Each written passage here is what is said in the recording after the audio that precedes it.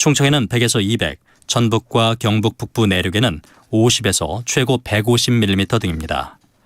특히 비구름이 강하게 발달하는 오늘 밤부터는 중부지방에 시간당 30에서 50mm의 집중호우가 쏟아지겠습니다.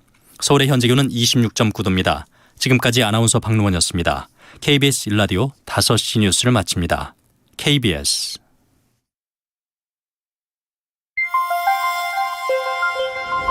대한민국 중심 채널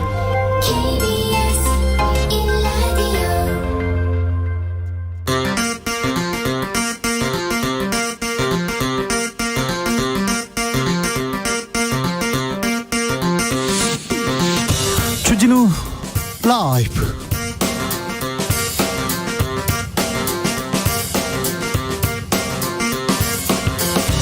(2022년 6월 28일) 화요일입니다. 안녕하십니까, 주진우입니다. 윤석열 대통령이 스페인 마드리드에 도착했습니다. 3박 5일간 14개 정상외교 펼치게 됩니다. 윤 대통령 회담 시간은 길지 않지만 간단한 현안들 확인하게 될 거라고 비행기에서 기자들에게 말했습니다. 윤 대통령의 나토행 바라보는 중국의 시선 곱지만은 않습니다. 윤 대통령의 대중외교가 시험대에 올랐다는 분석 나오고 있습니다. 여야는 국회 원구성 접점 찾지 못하고 있습니다. 정면 충돌 이어가는 모양새인데요. 민생 해결 시급한데 갈수록 꼬여가는 대치정국, 해법은 없을까요? 최가박당에서 지혜를 모아보겠습니다. 우리 시간으로 내일 저녁 9시 4년 9개월 만에 한미일 정상회담이 진행됩니다. 한일 관계에 대한 일본 정부의 시각, 그리고 한일 관계 개선 가능성 어떻게 될까요? 훅 인터뷰에서 호사카 유지 교수에게 물어보겠습니다.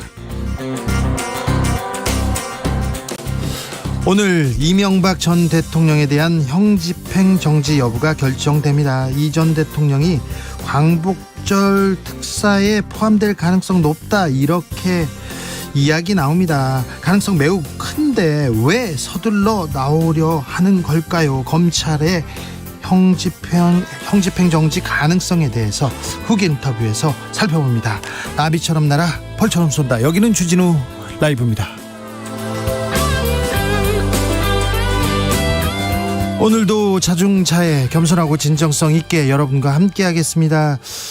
후반기 국회가 한 달 되어 가는데요. 연지 한 달 되어 가는데 국회는 원구성조차 안 했습니다. 그러니까 학교를 열어야 되는데 학급 배치가 안 된 상황으로 보시면 됩니다. 그래서 학급 배치, 학년 배치가 안 돼 가지고요. 일을 못 하고 있어요. 공부를 못 하고 있습니다.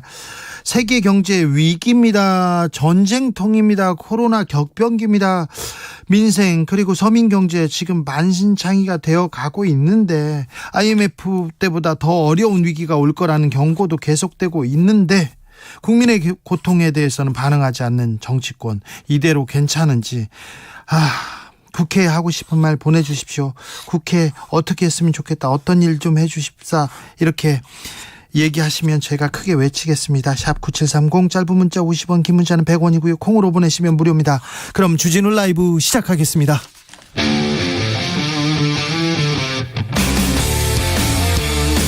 탐사보도 외길 인생 20년. 주 기자가 제일 싫어하는 것은?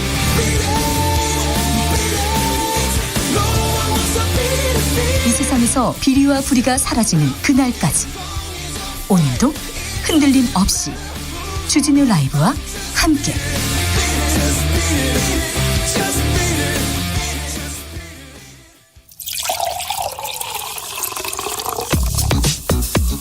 진짜 중요한 뉴스만 쭉 뽑아냈습니다. 주스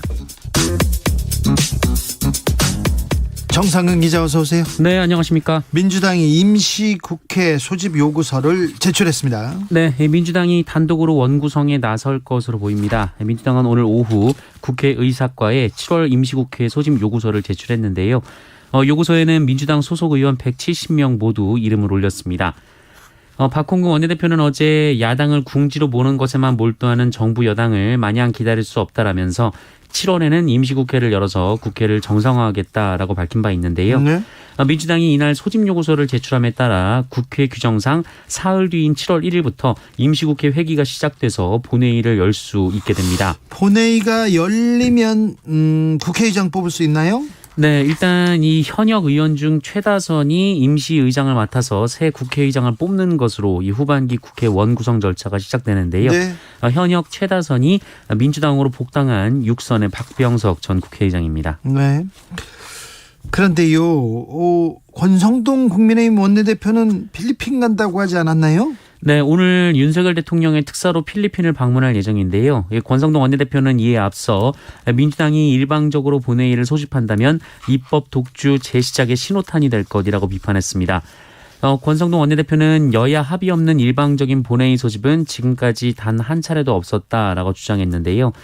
다만 기자들과 만난 자리에서 이 필리핀으로 가는 것에 대한 질문을 받고는 협상 타결 가능성이 전혀 없기 때문에 여야 만남 자체가 적절하지 않다라는 말을 하기도 했습니다. 그 여야는 만나서 얘기를 해야 되는 거 아닙니까? 그런데 협상 타결 가능성이 없으니까 만남도 적절하지 않다. 그렇게.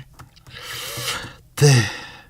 그래도 이거 국회는 열어야 되는데 국민들이 국회에 이래라 열어달라 이렇게 얘기하고 있는데 국민의힘은 어떻게 대응하는지 지켜보겠습니다.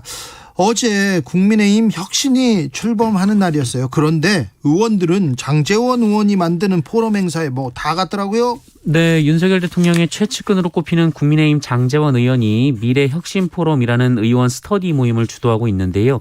어제 관련 행사가 열렸는데 이 당내 현역 의원의 절반 이상 무려 60여 명이 참석을 했습니다. 실세는 실세인가 봅니다. 세긴 센가 봐요. 네, 의원총회를 방불케 했는데요. 이 친윤석열계가 본격적으로 새몰이에 나섰다 이런 평가가 나오고 있습니다. 장제원 의원은 미래혁신포럼은 연구 모임일 뿐이라면서 이 세력화를 일축했고요. 이준석 대표와 본인이 어떤 갈등이 있냐며 이 갈등설도 부인을 했습니다. 그래요? 근데 이준석 대표는 거푸 지금 장제원 의원 비판하고 나섰어요.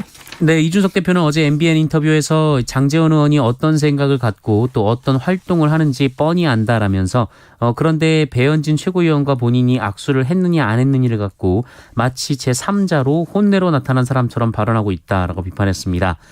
앞서 장제원 의원은 국민의힘 지도부 간의 내홍이 이어지자 이게 대통령을 도와주는 정당이냐 대통령이 보고 무슨 생각을 하겠냐라고 비판했는데요. 이준석 대표는 이 발언이 보도된 기사를 SNS에 링크하면서 장제원 의원이 미끼를 안 물었더니 드디어 직접 쏘기 시작한다라고 주장했고요. 또 다른 SNS에서는 이 간장 한 사발을 할 것 같다라며 이 장제원 의원과 안철수 의원을 겨냥한 듯한 발언을 남겼습니다. 네. 이에 대해 장제원 의원은 뭔 소린지 모르겠다라고 했고요. 안철수 의원은 속이 타는 모양이라고 말했습니다. 이준석 대표와 윤핵관들의 갈등은 계속 깊어갑니다. 방송을 두고도 논쟁 벌이고 있어요.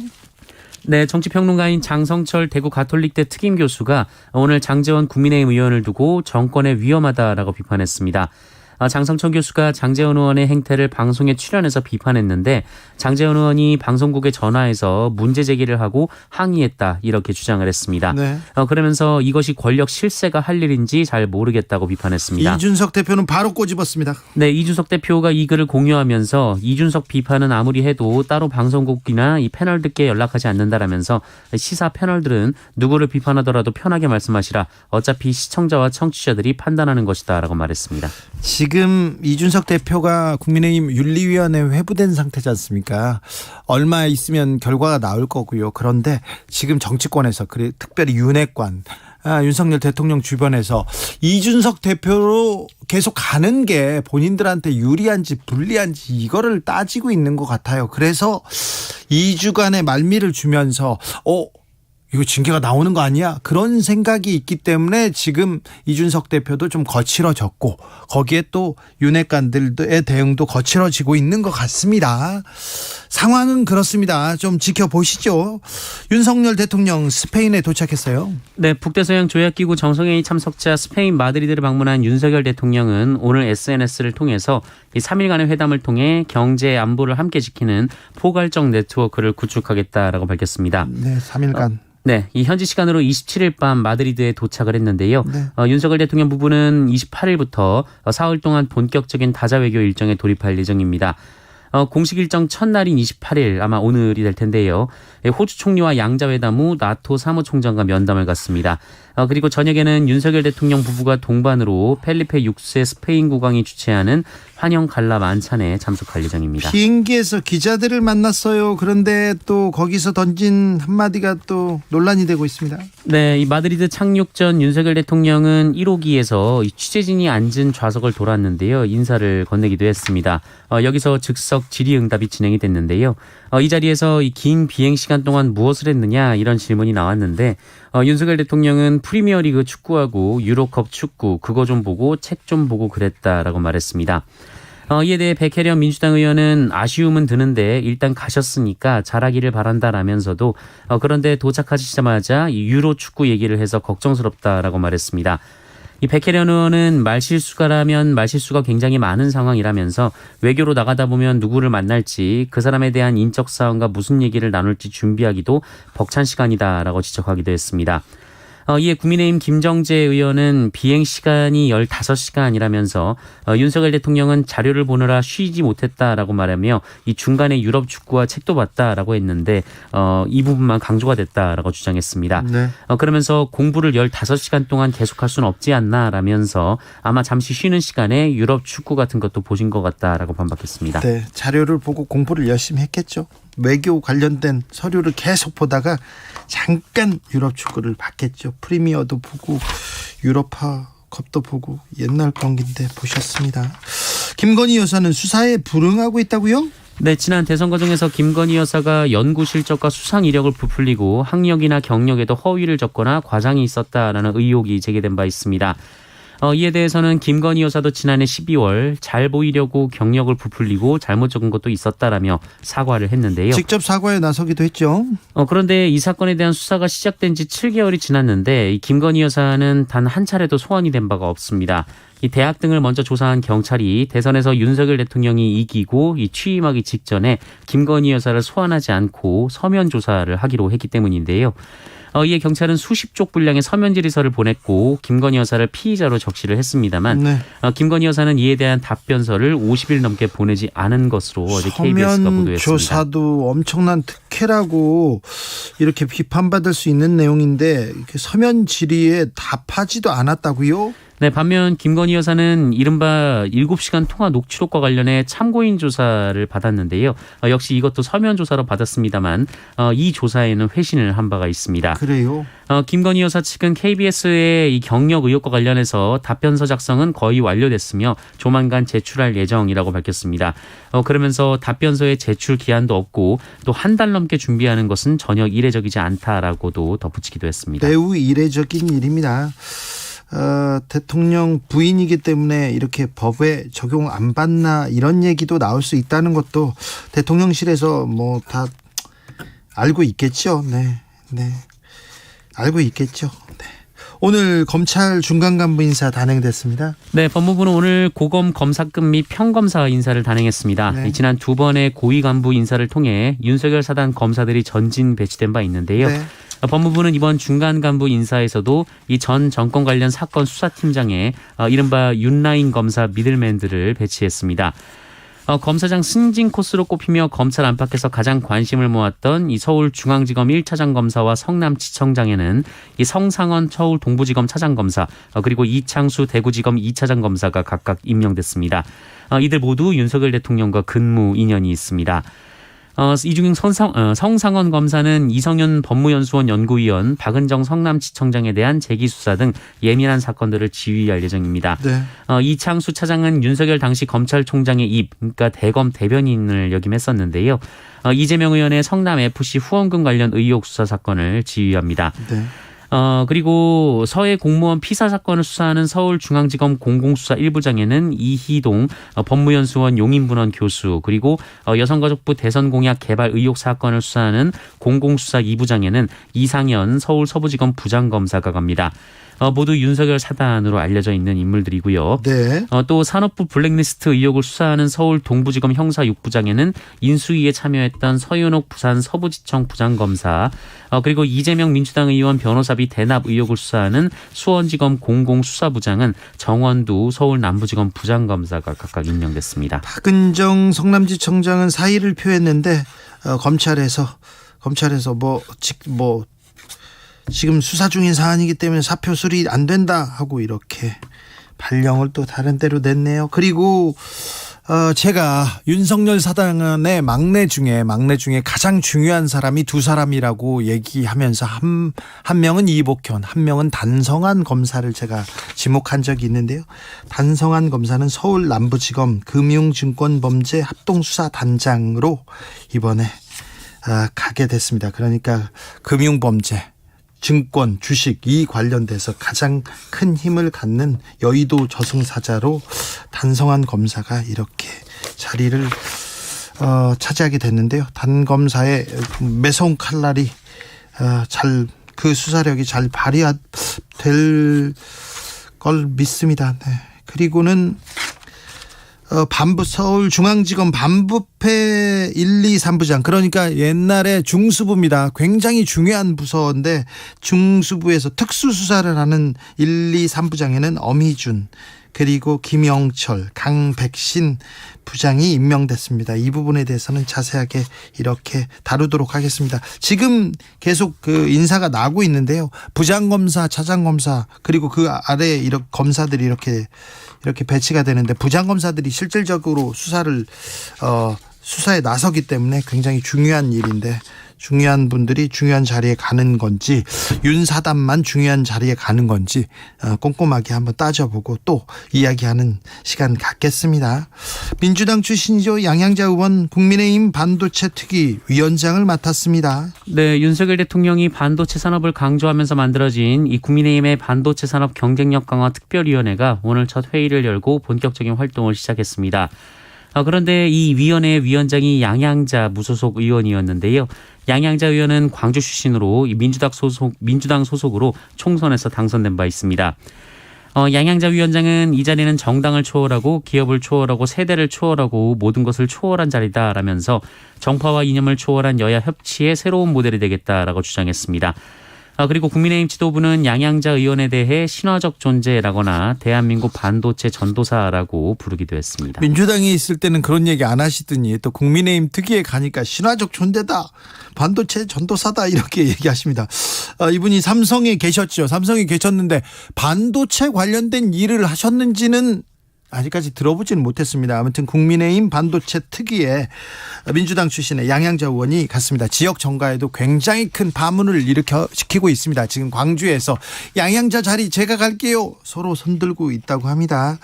네, 이 광주에서는 어떻게 양양자 의원을 평가할지 그 부분도 주목됩니다. 지금이죠. 지금 이명박 전 대통령에 대한 석방 여부 이렇게 지금 심의를 하고 있어요. 네, 뇌물수수 등 혐의로 징역 17년형을 선고받은 이명박 전 대통령은 앞서 건강 문제 등을 이유로 형 집행정지 신청을 했습니다. 이에 수원지방검찰청은 오늘 오후 2시 형 집행정지 심의위원회를 열고 이명박 전 대통령이 신청한 이 형 집행정지 요청의 타당성을 검토 중이라고 하는데 네. 조금 전에 끝났다는 소식이 전해졌습니다. 끝났습니까? 그런데 아직 결과 발표는 나오지 않았습니다. 그렇죠. 검찰에서 위원회를 이렇게 꾸리지 않습니까? 그러면 검찰이 하고 싶은 말인데 말하기 좀 껄끄럽다 이럴 때 위원회를 꾸리곤 합니다. 그래서 아마 형집행정지 처분이 내려질 것 같습니다. 그런데 이명박 전 대통령은 8.15 특사 가능성이 매우 높거든요. 근데 형집행정지는 왜 이렇게 서둘러서 왜 지금 나오려고 하시는지 이 부분에 대해서는 2부에서 제가 자세히 분석해 드릴 테니까요. 네, 2부 주목해 주십시오. 코로나 상황 어떻습니까? 네, 오늘 발표된 코로나19 신규 확진자 수는 9,896명이었습니다. 잠깐만요. 9,896명이요? 네. 늘었어? 네, 어제 2배 가깝고요. 그리고 지난주 화요일에 발표된 확진자 수보다 600여 명이 더 많습니다. 신규 확진자 수가 지난 9일 이후 계속 10,000명 이하를 유지하고 있는데요. 네. 그 기간 동안 가장 많은 확진자 수가 오늘 나왔습니다. 그러니까요. 방역당국은 코로나19 유행 감소세가 한계에 도달했다라면서 앞으로 확진자가 다시 증가할 가능성이 있다라고 전망했습니다. 네. 한편 위중증 환자 수는 어제보다 6명 줄어든 62명, 사망자는 5명이 나왔습니다. 휴가철입니다. 그리고 장마철입니다. 바이러스가 좋아하는 철입니다. 그러니까 조심하셔야 됩니다. 우리는 감소세에서 지금 증가세로 이렇게 넘어가려고 하고 있습니다. 감소세가 한계에 도달했다고 하니 각별히 유념하셔야 됩니다. 거리두기 잘 하셔야 되고 손 잘 씻어야 됩니다. 네. 그리고요 마스크도 잘 쓰셔야 되고요. 뉴스 속보 보내드리겠습니다. 통일부에서 군 통신선을 통해서 북한의 홍수 피해 예방 구두로 통지했다고 합니다. 그렇죠. 위기는 또 알려야 되죠. 같은 민족끼리. 우리 민족끼리 이런 일은 도와야죠. 네. 아무튼 북도 홍수 피해 조심하셔야 되는데 쌍용차가 이번엔 KG 컨소시엄으로 가게 됐네요. 네, KG그룹이 쌍용 자동차의 새 주인으로 사실상 확정이 됐습니다. 쌍용차는 2020년 인도 마힌드라 그룹의 경영 포기 선언 이후 2년 만에 기사회생을 할 수 있는 발판을 마련했습니다. 쌍용차를 품는 KG그룹은 노조와 채권단의 협조, 나아가 전기차 등 신차 개발을 위한 추가 자금 확보 등의 과제를 남겨놓고 있습니다. 지난번에 에디슨 모터스하고 계약 체결했다가 뭐 돈을 좀 중도금을 안 냈다고 하죠. 그래서 문제가 있었는데 이번에는 KG 컨소시엄으로 넘어갔습니다. 성매매 여성들을 상대로 가혹행위를 한 업주 일당이 검거됐습니다. 네, 성매매 업소에서 일하던 여성들을 쇠사슬과 목줄을 이용해 감금하는 등 가학적인 행위를 일삼은 업주 자매가 구속이 됐습니다.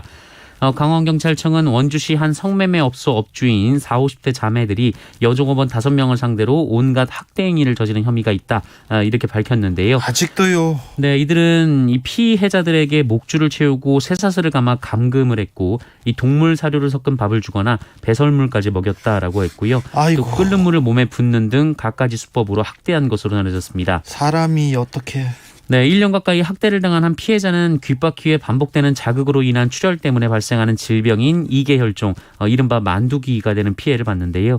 이 사건은 지난해 8월 피해자들의 고소로 드러난 바 있습니다. 그때 경찰이 조금 빨리 나서 주시지. 이제서야 구속되다니요. 경찰 뭐 하고 있습니까? 이런 수사를 열심히 하셔야죠. 전장년 수사 열심히 하신다고 하더니 이런 수사 열심히 하셔야지. 지금 작년 8월 일인데 지금까지 이제서야 구속됐습니다.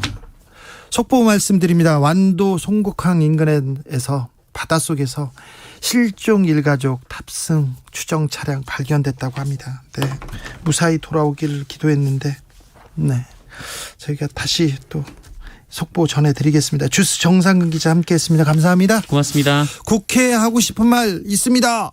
보내주셨습니다. 5526님, 일하겠다는 국회의원님들만이라도 국회 열어서 정부 좀 압박해 주세요. 서민들은 고물가에 죽겠습니다. 얘기합니다. 그러니까요. 조혜숙님, 선거 때는 국민만 바라본다고 큰 소리 치더니 지금 자리 싸움만 하고 있군요. 그렇죠? 뭘 위해서 싸우는지 모르겠죠. 당권 경쟁, 나 그거 뭔지 모르겠어요. 이핵관, 윤핵관, 이거 뭔지 모르겠습니다. 당권 누구 나오냐 나오지 마라, 그거 모르겠어요. 그냥 일 좀 해주세요. 나라를 위해서, 국민을 위해서. 5316님, 국민을 위해 일해 주세요. 일 안 하면 월급은 받아가면 안 되죠. 그러니까요. 월급은 꼬박꼬박 받아갑니다. 1,000몇만 원씩 이렇게 수당도 많고요.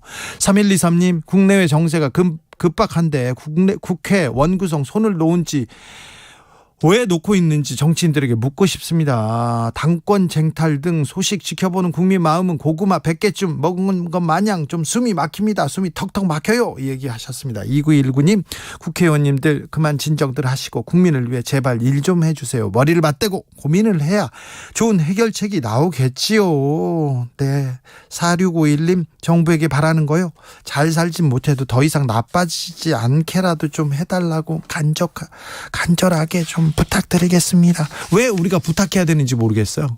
섬기겠다고 해놓고, 국민들을 섬기겠다고 해놓고 왜 국회의원들한테 일 좀 해주세요 이게 부탁해야 되는지 참 상황이 그렇습니다. 교통정보센터 다녀오겠습니다. 유하영 씨. 네, 이 시각 교통정보입니다. 곳곳으로 흐리고 비가 오고 있어서 교통안전에 유의하셔야겠는데요. 영동고속도로 인천 방면 동수원에서 광교터널까지 막히고요. 군포에서 반월터널까지와 월곡분기점에서 주춤합니다. 수도권 제순환고속도로 판교에서 구리 방면 광암터널에서 구리 휴게소까지 긴 구간 막히고요. 일산에서 판교 쪽으로 노오지 분기점에서 송내까지 밀리고 더가 수암터널 부근 4차로에서 사고 나면서 조남 분기점부터 정체입니다. 경부고속도로 서울 방면 오산 부근 2, 3차로에서 사고 났습니다. 부근으로 정체고요. 더가 양재에서 반포까지 밀립니다. 호남고속도로 순천 방향 정읍 나대목 진출로 1차로에는 대형 화물차 단독 사고를 처리하고 있습니다. KBS 교통정보센터였습니다.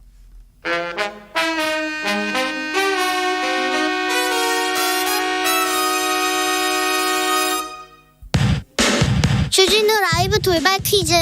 오늘의 돌발 퀴즈는 객관식으로 준비했습니다. 문제를 잘 듣고 보기와 정답을 정확히 적어 보내주세요. 최근 이란과 아르헨티나가 이것에 가입 신청을 했습니다. 중국과 러시아는 신흥경제 5개국 모임인 이것을 미국에 맞서는 새로운 경제권으로 키우려 하고 있는데요. 브라질과 러시아, 인도, 중국, 남아프리카 공화국 등 신흥경제 5개국 모임인 이것의 이름은 무엇일까요? 보기 드릴게요. 1번 브릭스, 2번 매트릭스. 다시 들려드릴게요. 1번 브릭스, 2번 매트릭스. 샵 9730 짧은 문자 50원, 긴 문자는 100원입니다. 지금부터 정답 보내주시는 분들 중 추첨을 통해 햄버거 쿠폰 드리겠습니다. 주진우 라이브 돌발 퀴즈 내일 또 만나요.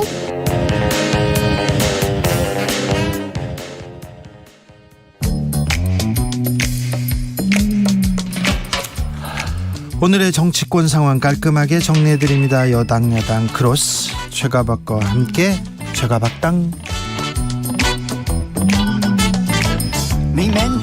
여야 최고의 파트너입니다. 주진우 라이브 공식 여야 대변인 두 분 모셨습니다. 최영두 국민의힘 의원 어서 오세요. 네, 안녕하십니까. 박성준 더불어민주당 의원 어서 오세요. 네, 안녕하세요. 네. 조윤아 양이 사라졌는데요. 조윤아 양 가족이 탄 아우디 차량이 바닷속에서 발견됐다고 합니다. 경찰이 그래요? 밝혔습니다. 네, 안타까운 소식 전하고 갑니다. 윤석열 대통령은 스페인에서 이제 그 외교 공식 데뷔전을 치릅니다. 기대와 우려가 이게 동시에 쏟아지고 있는데요. 최영두 의원님, 예. 잘하고 오시겠죠? 네, 이건 뭐 중요한 회의입니다. 이건 정권이 바뀌었지만 사실은 나토 이 전략회의는 그 지난번에 우리 정의용 장관이죠. 정의용 장관이 봄에 그 참석 의사를 밝힌 적이 있고 지난 정부에서 이미 참석할 것을 이제 검토를 했습니다. 굉장히 중요한 전략적 그 회의이기 때문에 글로벌 질서와 관련된 것이기 때문에 초청 국가로서 이거 뭐 우리 회원국이 아니지만 네. 비회원국이지만 호주, 뉴질랜드, 일본과 함께 파트너국가 초대받았죠. 그래서 하는데 이게 왜 중요하냐면은 그 1949년에 나토가 있을 때지 않습니까? 네. 공산권으로부터 소련으로부터 예, 이게 했는데, 대항하기 위해서요. 예, 나토가 이제 그 아주 영역이 확장되었습니다. 동국 국가들도 많이 이제 참여를 하고. 근데 이게 지난 1999년에는 바로 여기서 러시아와 중국에 대한 입장을 바꿉니다. 유화적 입장을 하고 취하면서. 그래서 중국이 월드 트레이드 오거니제이션 WTO 세계무역기구에 가입한 것도 이때 미국과 나토의 회의 결과였습니다. 아, 그렇습니까? 네, 그렇습니다. 네, 그래서 이번에는 그러면 어떻게 할 것이냐, 이런 국제 질서, 특히 한 국가를 주권국가를 침략하는 러시아의 행위, 또 중국이 지금 1대1로를 가지고서 여러 가지 하는 그런 외교적 행위에 대해서 어떻게 할 것이냐, 뭐 그런 등등에 대해서 하고, 무엇보다도 우리는 이것도 남일이 아니기 때문에 또 우리도 지금 중견 강국으로서 미들 파워 아니겠습니까? 파워로서 이런 호주 이런 나라들과 함께 우리들이 처한 또 입장 같은 것도 이런 글로벌 질서라든가 개념에 전략 개념에 투영을 시켜야겠죠. 네. 뭐 어쨌든 다자 외교 첫 무대고요. 또 윤석열 대통령이 이제 취임한 이후에 이제 외국에 나가서 정상들과 이제 회담을 하는 거기 때문에 어떤 회담을 이끌어내고 어떤 내용을 담을지 아마 초미의 관심사가 될 텐데 어떤 성과를 거두기를 좀 기대를 하겠고요. 다만 이런 지적을 좀 드리고 싶어요. 이제 세계 국제 정치 질서의 패러다임이 좀 바뀌고 있는데 우리가 국제 정치를 이제 세 가지 축으로 좀 살펴볼 수가 있는데 처음에는 이제 그 협력 관계, 코퍼레이션이라고 하는 게 있고요. 그 다음에 이제 경쟁, 컴피티션이 있고 세 번째가 뭐냐면 컨프런테이션이라고 해서 대결의 단계라고 하는 건데 지금은 국제 정치 질서가 대결의 시대로 지금 가고 있거든요. 네. 그러니까 뭐냐면 미국이 실질적으로 원래 탈냉전 이후에 단극 체제에서 중국이 성장하면서 G2 시대가 열리면서 대중국 포위망 전략을 하고 있고 지금 러시아와 우크라이나 전쟁을 하면서 러시아가 새로운 대국으로 꿈꾸고 있는 제국 단계에 있는 거거든요. 푸틴의 특징 중에 하나가 뭐냐면 팽창주의와 국내에서는 전제주의 정치. 이걸 통해서 신유라시아라고 하는 대전략 차원에서 러시아가 나가고 있는 상황에서 나토 정상회의는 결국은 뭐냐면 대결의 장에 있는 전선에 있는 하나의 이제 회담이라고 볼 수가 있는 건데 윤석열 대통령은 지금 보면은 대통령 경선 과정에서도 그렇고 지금 대통령 이후에 보면은 이 대결의 장에 최전선에 있으려고 하는 거예요. 그러니까 미국과 중국과의 관계에서 대포위망에 한국이 최전선 또 러시아의 관계에서도 어떻게 보면은 최전선에 있으려고 하는 그런 모습이 있기 때문에 한국은 지정학적 요충지로서 전략적 모호성을 통해서 외교의 어떤 지렛대를 역할을 해야 되는데 오히려 윤석열 정부는 외교의 명확성, 대결의 장, 최전선 이런 모습이 있어서 저는 자칫 이번 나토 정상회담에서는 뭐 좋은 성과가 있길 기대를 하겠지만 향후에 있어서도 외교 전략은 좀 걱정되는 면이 상당히 많다. 네. 이런 지적을 드리고 싶어요. 우려니까요. 걱정. 우려가 아니라 이건 내가 볼 때 우려가 현실이 될 가능성이 커요. 지금. 그게 우리가 뭐 평화와도 해야 되고 중국과 협력해야 되는데 중국하고 우리는 다 정말 중국을 많이 도와줬습니다. 문재인 정부 때도 도와줬고 중국과는 협력 관계를 유지하고 있고 우리가 중국에 대해서 한 번도 거스린 적이 없습니다. 없는데 점점 중국이 우리에 대한 태도라든가 이 볼 때 국제 정치에서 또 냉엄한 지금 글로벌 질서에서 어떻게 우리가 생존과 번영을 함께 담보할 것이냐. 그래서 중립적인 위치에 있었던 나라들조차도 점점 호주 같은 경우 하더라도 호주가 우리랑 똑같았거든요. 호주가 정책 경제는 미국이고 안보는 미국이고 경제는 중국이다. 그래가지고 그 호주 총리들이 중국말을 우리나라 사람들도 잘하고 그랬습니다. 그런데 지금 이제 분명 점점 이제 중국도 많이 변하고 있고 또 러시아에 대해서는 좀 전에 우리 박 의원님 말씀하셨지만 상당히 걱정스러운 상황이 진행되고 전 세계가 이런 문제 보십시오. 미국이라는 나라가 중국을 WTO에 가입시킴으로써 국제 질서에 가입시키면은 중국이라는 나라가 굉장히 모범적인 국가, 우리가 함께 번영을 이룰 국가가 될 거라 생각을 했습니다. 그런데 점차 이웃 국가들한테 특히 필리핀이라든가 베트남이라든가 이런 나라들한테 취하고 있는 태도라든가 위협 같은 것들이 굉장히 지금 심각해서 그것들은 한꺼번에 국제적 목소리, 국제적인 어떤 규범을 통해서 잡아야 될 필요가 있고 특히 이제 평화와 지금 이번 주에 독일의 슈피겔이라는 유명한 주간지가 있지 않습니까? 네. 한동안 우리 언론에 매일 보도되고 있던 그런 주간지인데 독일이 러시아랑 평화를 유지하고 경협을 하면서 노드스트림이라는 가스까지 했지 않습니까? 네. 지금 독일이 지금 보수당의 독일이 진보당들이 집권하고 인정하고 있습니다. 사민당하고 녹색당하고요. 그 당에서 지금 깨달은 게 뭐냐 하면은 이 독일 평화를 러시아와의 평화라는 그걸 때문에 40년 동안 유지했던 경제협력이라는 것이 지금 안보의 위협으로 들어오는 사실을 깨닫고 있거든요. 그런 것처럼 이게 평화와 협력, 경제 이런 것들이 다 좋은 말인데 실제로 국제적 질서는 냉엄하게 들어가기 때문에 우리 거기서 굉장히 냉정하게 바라봐야 될 것 같고 그리고 또 하나 강조하고 싶은 것은 이 다자 외교에 대한 기조가 조금 전에 말씀드렸습니다만 정의용 장관도 지난 봄에 이게 나토 회장 참석 의사를 이야기했었고 또 문재인 정부도 말미에 다자 협력의 중요성 때문에 여기에는 긍정적으로 생각했던 사안이기 때문에 말씀드리는 건 아마 제가 우려라는 표현을 또 썼는데 이제 신국제 정치 질서가 패러다임이 바뀌고 있는 거거든요. 축이 완전히 제가 얘기했잖아요. 과거에는 평화와 협력의 시대에서 이제는 대결의 시대로 이제 넘어가고 있는데 이 대결의 시대 4강 외교라는 게 매우 중요하잖아요. 우리나라가 미국, 일본 외교도 중요하지만 중국과 러시아 외교도 중요한데 지금 윤석열 정부는 이 대결의 장에 최전선에 서서 어떻게 보면 국제정치의 대결의 장에 있는 그런 모습으로 좀 가고 있다라는 거예요. 그러니까 저는 좀 우려가 되는 거고 외교라고 하는 것은 불가능을 가능성을 만드는 거고 가능성의 예술이라고 하는 건데 이미 너무 선언적 의미로서 다가가다 보니까 외교의 폭을 넓힐 수 있는 장을 이미 차단해버리는 그런 모습으로 윤석열 정부가 가는 것이 아니냐. 그래서 저는 외교 전략에 있어서도 좀 더 폭넓게 국제정치의 시야를 넓게 보면서 좀 폭을 넓게 갔으면 광폭 행보를 했으면 좋겠다는 거예요. 이거 너무 한쪽에 딱 줄 서가지고 이 대결의 전이면 중국도 적이 되고 러시아도 적이 되고 다 그런 모습으로 한국이 비춰줄 수 있기 때문에 그런 걱정을 제가 얘기를 하는 겁니다. 알겠습니다. 네. 대통령이 비행기에서 유로 축구 봤다. 이 부분은 뭐 축구 볼 수도 있는 거죠. 그런데 이제 이런 거예요. 핵심은 뭐냐면 그러니까 대통령이 아니 비행기에서 뭐 축구도 보고 좀 여유롭게 갈 수도 있는 쉴 수도 건데 있죠. 뭐냐면 지금의 냉엄한 국제 질서에 대한 것들을 얼만큼 보고 있는지 또 하나는 뭐냐면 경제에 대한 부분 아니겠어요? 지금 세계의 경제의 위기라고 하는 것이 고물가, 고금리, 고환율, 원자재 가격 폭등에 대한 부분들이 지금 산적해 있는 문제가 있는데 그러면 대통령이 이런 현실에 대한 인식을 제대로 하고 있느냐. 그랬을 경우에 외교의 지평에 있어서도 이러한 문제를 어떻게 한국이 헤쳐나갈 것인지에 대한 진지한 고민을 갖고 있느냐에 대한 질문인 거예요, 이것은요. 그런데 그 질문이 아니라 거기에 대해서 그냥 축구 봤다라고 하는 답변이 오히려 이 우리나라의 산적한 문제를 대통령이 인식하고 있느냐에 대한 반문에 대한 질문이라는 거죠, 이것은. 그렇게 해석해서 대통령이 좀 더 앞으로 이런 국제정치 질서라든가 냉엄한 국내 현재의 문제를 좀 더 깊이 있게 고민하고 해결하는 방안을 내세워라. 이렇게 받아들이면 되는 겁니다. 최영도 의원님. 뭐 잠시 본 이야기인데 너무 네. 민주당 이쪽에서 민감하게 지금 참 대통령만큼 고민 많은 사람이 어디 있겠습니까? 지금 지금 뭐 대통령 지지율도 떨어지고 있고 국정 지지도도 그렇고 이게 뭐 저는 대통령뿐 아니라 우리 국회 그리고 우리 정치 전체에 대한 신뢰도라고 생각을 합니다. 네. 예, 그 무거운 책임 속에서 있을 테고 이전에도 당선 직후에 또 만날 때면 잠이 안 온다고 하더라고. 잠이 안 온다고. 정말 걱정스러워서.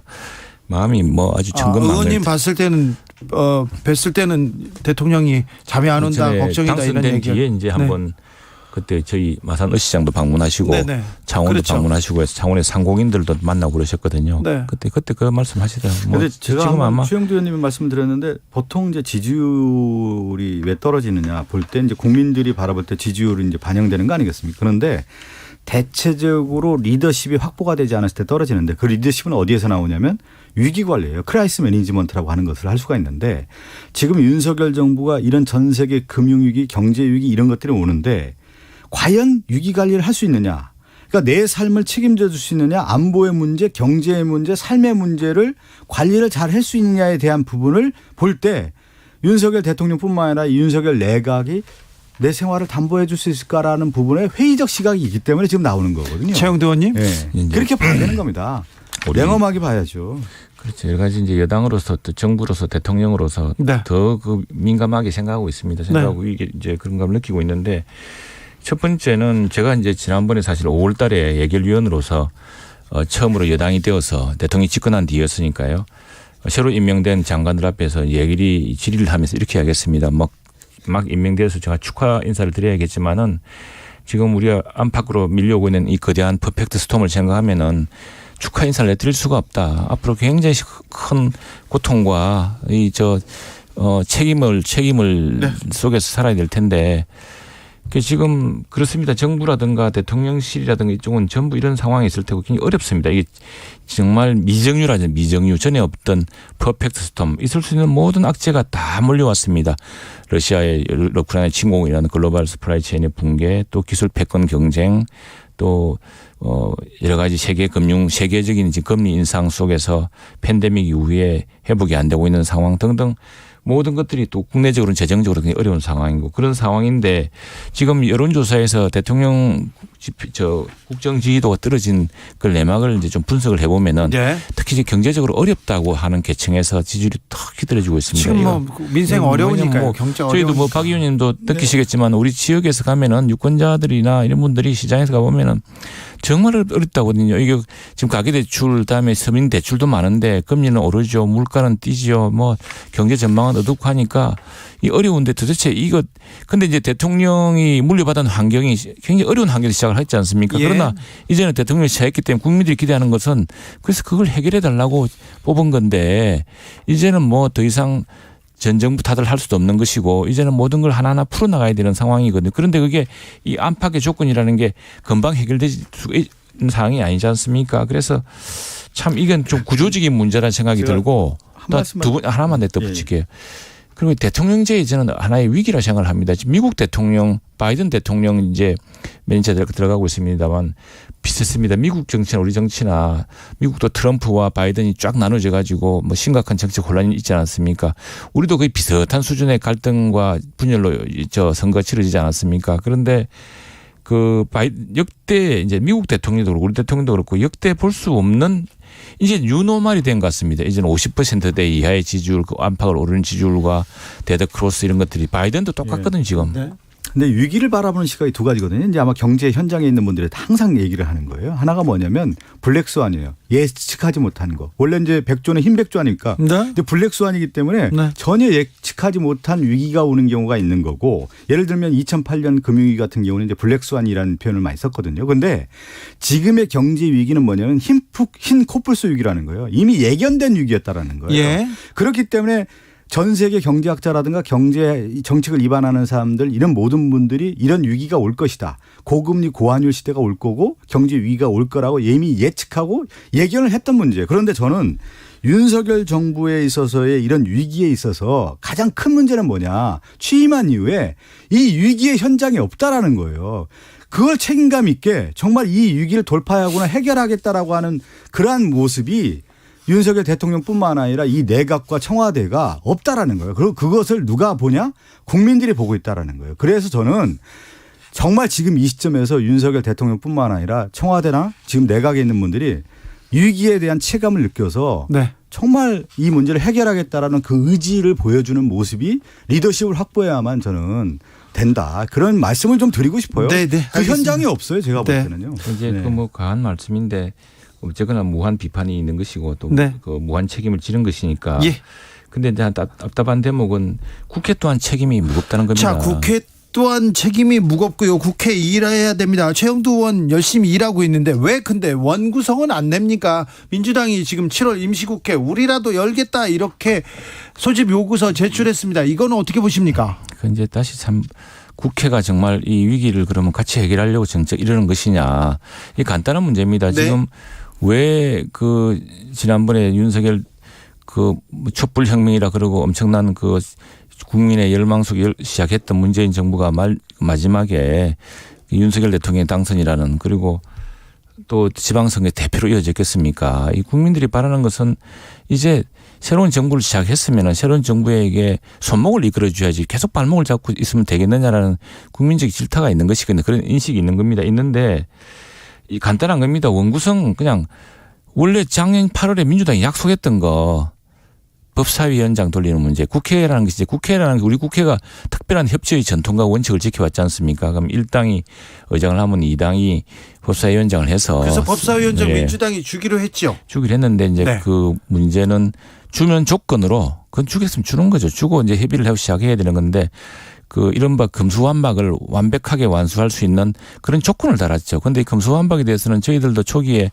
절충을 하고 합의를 했습니다만 국민적인 의구심과 국민적인 반발이 크지 않았습니까? 그래서 일부 좀 다시 수정하자 했더니 그건 안 된다 그러는데 진짜 완전히 검찰 수사권을 박탈하는 이것을 최종적으로 완성하려고 그걸 협조해라 그러는데 또 옛날 그건 좀 얘기하게 되는데 옛날 얘기 권성도 그러니까 원내대표가 당장 검찰의 수사기소 분리 법안 그 합의하고 또 의원총회 가서 의원들이 다 찬성해서 다 해서 국민 앞에 국회의장과 함께 다 대국민 공포까지 했던 합의안을 파기한 쪽이 누굽니까? 권성동 원내대표 국민의힘 아니겠습니까? 그런 얘기를 이제 또 할 필요는 없는데 제가 요 얘기만 좀 드릴게요.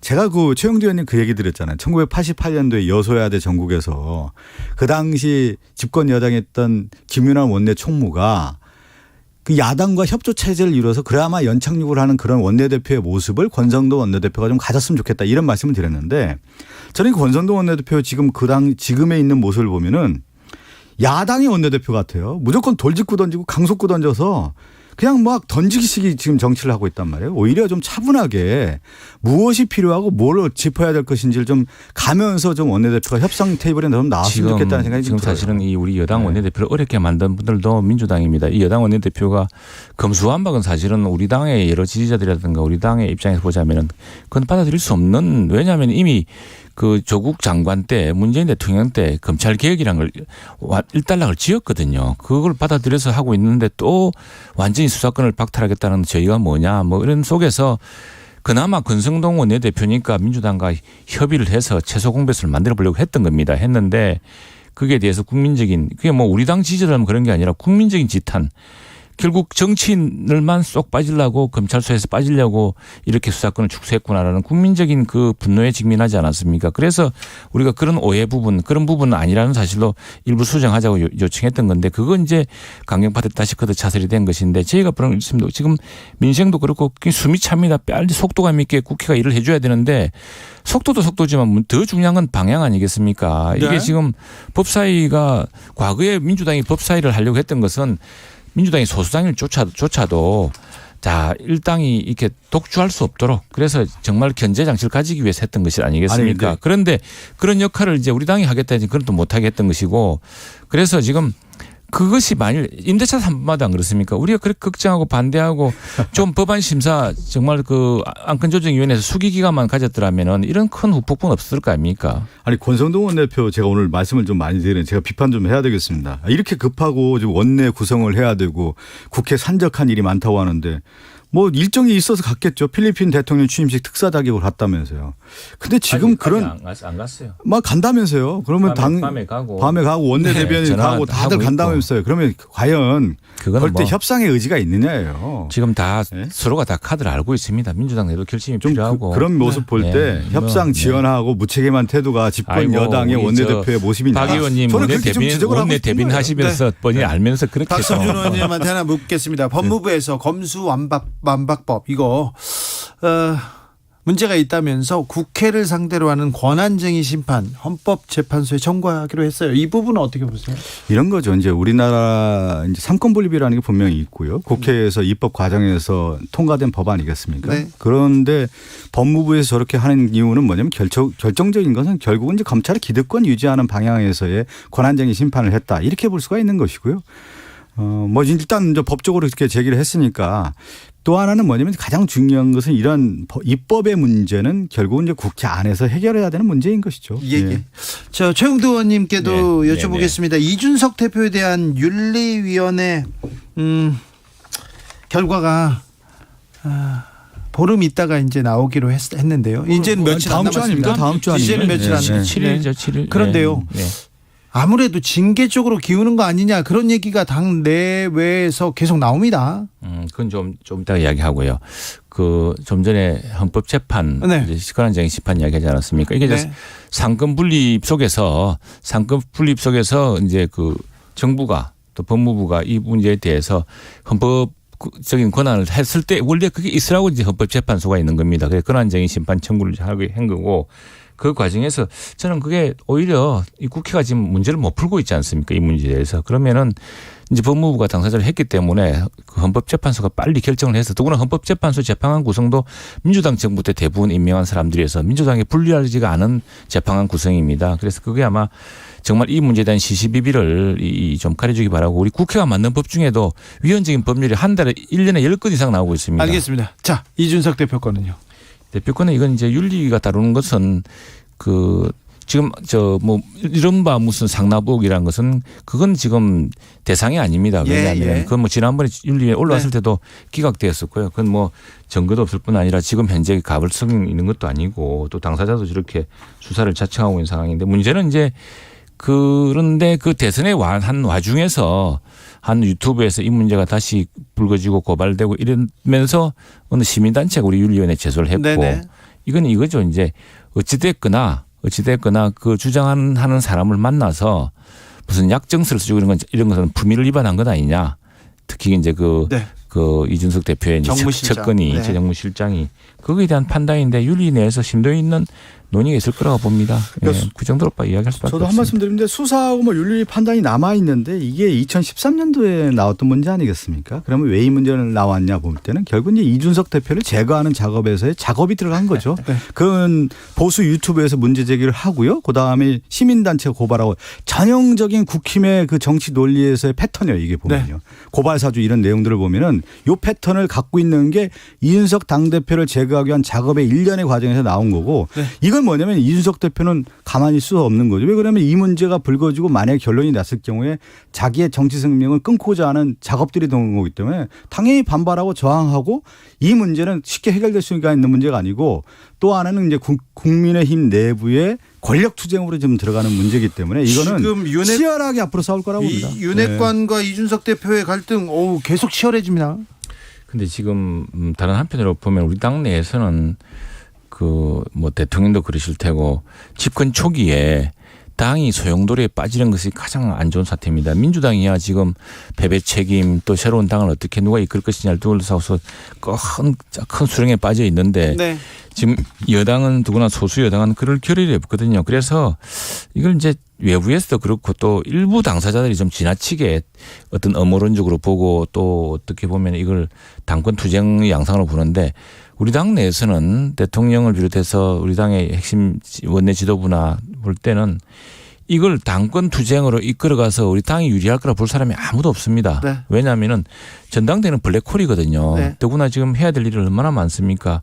그리고 서로 무슨 유고가 있어가지고 당대표가 뭐 유고가 생긴다 하더라도 우리는 뭐 보궐선거가 돼가지고 1년밖에 안 남은 적을 합니다. 그래서 그걸 위해서 당이 지금 이 힘을 합쳐서 여당 정부와 함께 문제를 해결해도 시원찮은 마당에 그래서 그것은 아마 저는 7월 7일 윤리위를 끝내면서 뭐 크게 정리되지 않을까 생각합니다. 제가 딱 뭐 시간이 얼마 남지 않아서 간단하게 좀 말씀드리면 이건 이제 의혹이 커져가고 있고요. 또 명확하게 해명이 나오고 있지 않기 때문에 이준석 대표에게는 상당히 불리한 국면을 가고 책임이 회피할 수 없는 정국으로 좀 가는 것 같습니다. 그런데 요거는 말하자면 그러면 이준석 당대표가 당시에 보수의 혁신의 아이콘이었단 말이에요.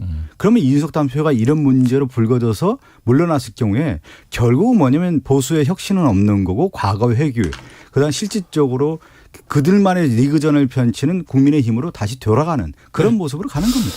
검찰에서 이명박 전 대통령 형 집행정지 3개월 허가했습니다. 아까 제가 검찰에서 검사들이 도장 찍기 힘들 때 좀 곤란할 때 위원회 꾸린다고 했지 않습니까? 이 부분에 대해서는 2부에서 제가 자세히 분석해 드리겠습니다. 제가 뭐 이 부분은 전문가니까 2부에서 하려고. 항상 어려우면 위원회 만들어서 위원회에서 더 떠넘겨서 다 해결하는 것이죠. 기자 시절에 그런 거 많이 보셨죠? 아니 검찰에서. 지난 정부 대통령 때 위원회를 너무 많이 만들어가지고 지금 우리 자문도 안 많은데 위원장께 그렇습니까? 남아 계신 분들 많아요. 네. 위원회 하면 역시 어느 정부였죠. 알겠습니다. 예. 최영두, 박선중, 최영두 두 분 감사합니다. 감사합니다.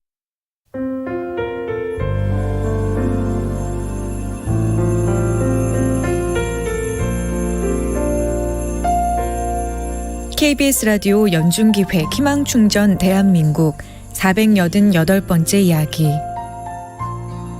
안녕하세요. 아나운서 이현주입니다. 재민이 엄마와 4명의 아이들은 가정폭력 피해자 쉼터에서 생활하고 있습니다. 남편의 폭언과 손찌검이 아이들에게 이어지는 걸 더 이상 두고 볼 수 없었던 엄마. 아무런 짐도 챙기지 못한 채 아이들의 손을 잡고 무작정 집을 뛰쳐나왔습니다. 그렇게 쉼터에 몸을 맡긴 지 벌써 한 달. 이제 겨우 10살밖에 안 된 재민이는 여전히 두려움에 떨고 있는 동생들을 따뜻하게 안아줍니다. 엄마는 그런 재민이가 대견하면서도 마음이 아픈데요. 재민이네 가족이 지금의 위기를 극복하고 보다 안정적인 환경에서 살아갈 수 있도록 여러분이 따뜻한 격려를 보내주세요.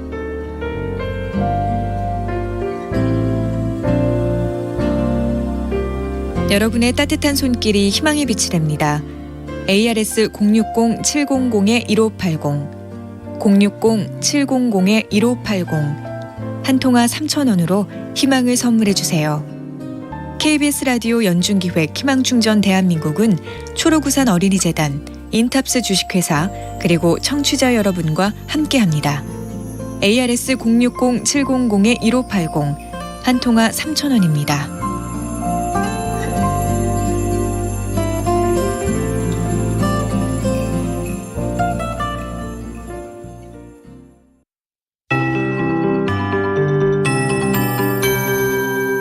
KBS 58분 날씨. 장맛비는 전국적으로 모레까지 이어지겠습니다. 내일 새벽부터 낮 사이에는 수도권과 영서를 중심으로, 내일 오전부터 모레 새벽 사이엔 영서 남부와 충청, 전북, 경북을 중심으로, 다시 모레 새벽부터는 중서부 지역을 중심으로 매우 강하고 많은 비가 쏟아지겠습니다. 시간당 50mm 이상 될 걸로 보입니다. 수도권 등 중부지방으로는 100에서 200mm, 많은 곳은 300mm 이상 예상되고요. 충북과 전북, 경북 50에서 150mm 예상됩니다. 강원 동해안과 전남 제주 산지 30에서 80, 그 밖의 지역 최대 60mm 예보돼 있습니다. 모레까지 이렇게 비 내리는 지역에서는 매우 강한 돌풍이 동반되겠고요. 천둥 번개치는 곳도 있겠습니다. 그리고 오르내리는 강한 비구름대에서 폭우가 예상되니까 비 피해 없도록 만전을 기하시기 바랍니다. 임진강과 한탄강 등의 수위가 더욱 높아지겠고 또 유속이 급격히 빨라질 가능성이 있어서 이 점도 우려됩니다. 이 당분간 기온은 평년보다 높겠고요. 경북권의 체감 온도는 33도 이상 되겠습니다. 일부 동해안과 충청 이남으로 열대야 나타나는 곳이 있으니까 건강관리 잘하시기 바랍니다. 내일 아침 기온 서울 25도 등 22도에서 27도, 낮 기온 서울 27도, 대구 32도로 예상됩니다. 전국에 강풍이 불겠고 파도도 최대 4m로 높겠습니다. 지금 서울의 기온은 26.5도입니다. 강혜종입니다.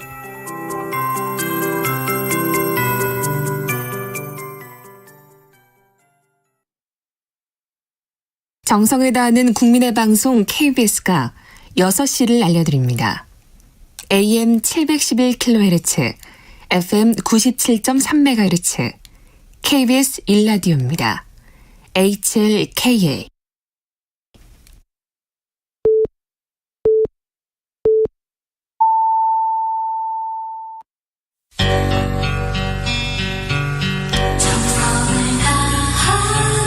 정성을 다하는 국민의 방송 KBS 주진우 라이브.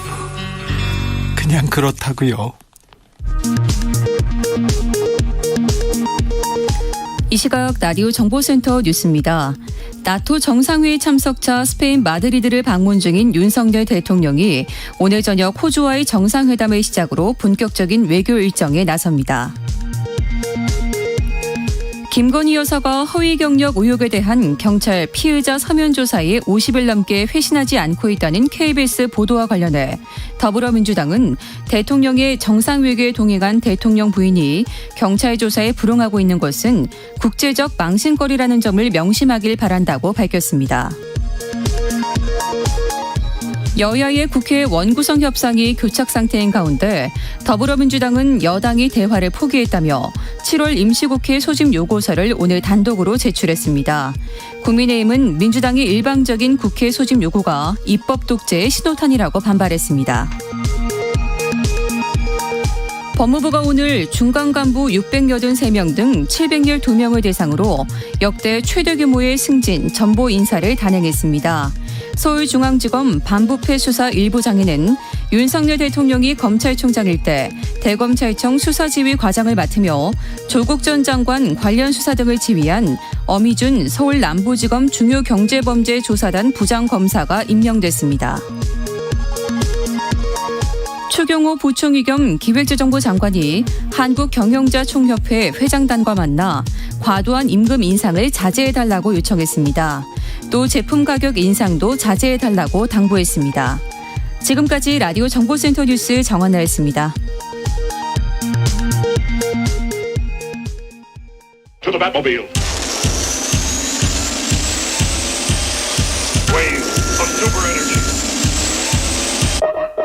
주 기자의 1분. 지구 끝까지 찾아가서 사법 처리하겠다. 김광우 서울경찰청장이 기자들한테 한 말입니다.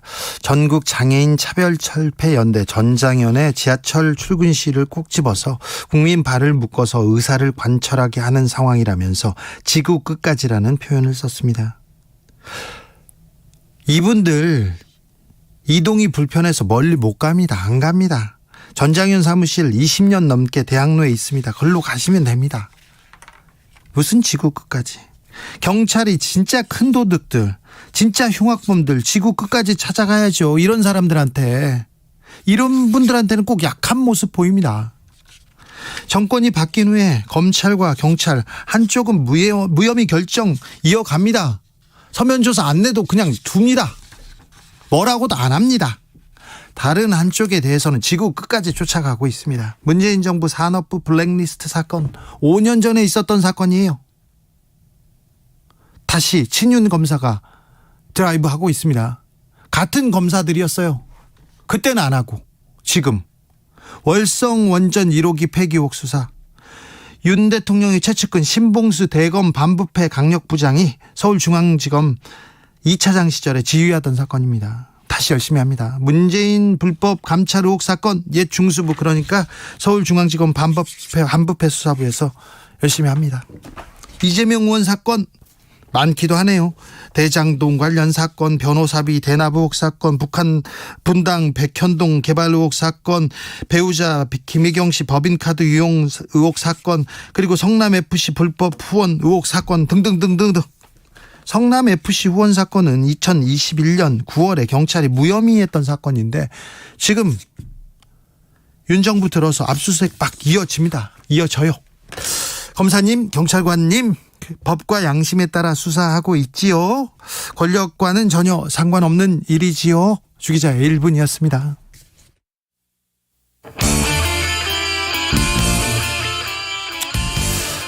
장현철, 걸어서 하늘까지.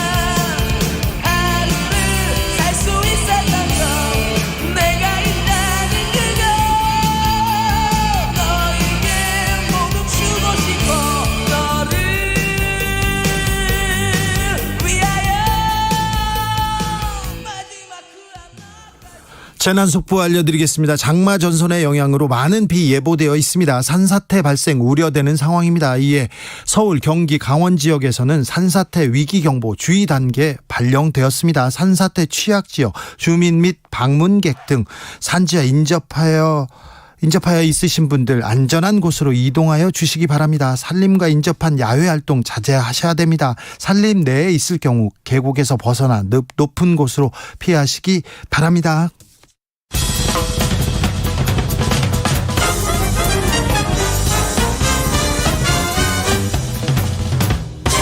훅 인터뷰. 모두를 위한, 모두를 향한, 모두의 궁금증 훅 인터뷰. 윤석열 정부 들어 한국과 일본 관계 개선 가능성이 좀 제기되는데요. 그런데 될 듯 잘 안 됩니다. 한일 정상회담은 끝내 불발됐습니다. 그런데 이번 나토 회담에서 경색된 한일 관계 좀 물꼬를 틀 수 있을지도 모릅니다. 한미일 정상회담이 있거든요. 한일 관계 어떻게 될까요?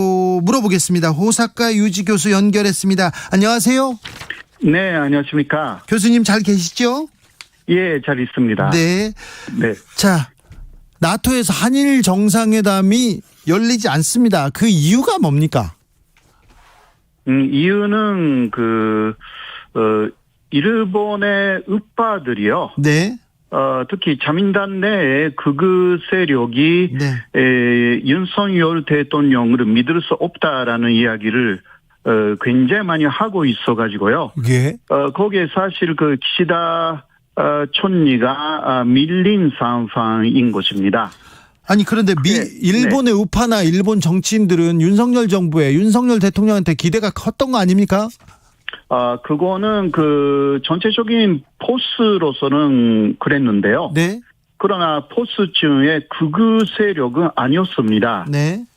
그리고 아베 신조 일본 총리를 중심으로 하는 그런 아베파가 극우 세력의 중심인데 그 사람들이 백면전도 있기 때문에 네. 그 세력을 무시할 수가 없습니다.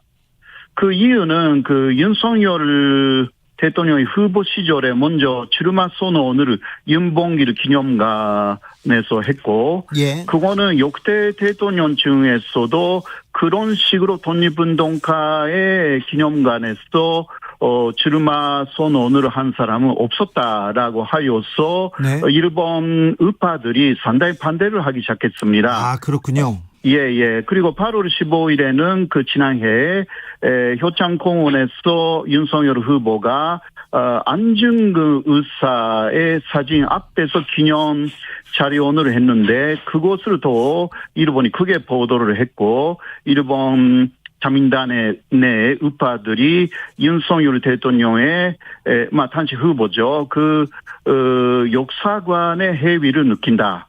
이렇게 또 이야기를 했고요. 또 말씀드리면 9월 지난해 네. 11일에 이온수 할머니를 그때 윤석열 후보가 만나서 그 위안부 문제에 있어서 일본에서 사과를 받아내겠다. 라고 이온수 할머니에게 손을 잡으면서 약속을 했습니다. 그것도 일본에서 보도가 되어서 일본 극우파들은 이곳은 진보계열하고 다를 바가 없구나 이렇게 되어간 거죠. 거기에도 말씀드리면요, 플러스 해가지고 네. 지난 5월 10일 윤석열 대통령 취임식 때 일본에서 볼 때 불법으로 보이는 독도 해안 조사를 일부러 했다. 취임식에 맞춰서. 네. 이게 또 일본 우파들이 주장하기 시작했어요. 예. 그러니까 윤석열 대통령 믿을 수 없다. 그래서 사실 보도가 되었지만 5월 말에 있었던 거기 국제 급반장관 회의 같은 게 있었지 않습니까? 네, 국방장관 회의 있었죠. 예, 있었죠. 그때 일본이 한일 급반장관 회의를 거부를 했죠. 네. 그게 본격적인 시작이었습니다. 그렇죠. 윤석열 정부 출범하고 특사도 보내고 장관들 왔다 갔다 하고 잘 되나 했는데 좀 약간 가다 멈춤 이렇게 봐야 될까요? 예. 그래서 지금 일본 내에 그런 특히 자민당 내 우파들이 제동을 걸고 있는 거죠. 네. 한국 쪽에서 정확하게 뭔가 확실한 약속을 하거나 행동에 옮기지 않는 이상 정상회담 같은 것은 절대 있을 수 없다.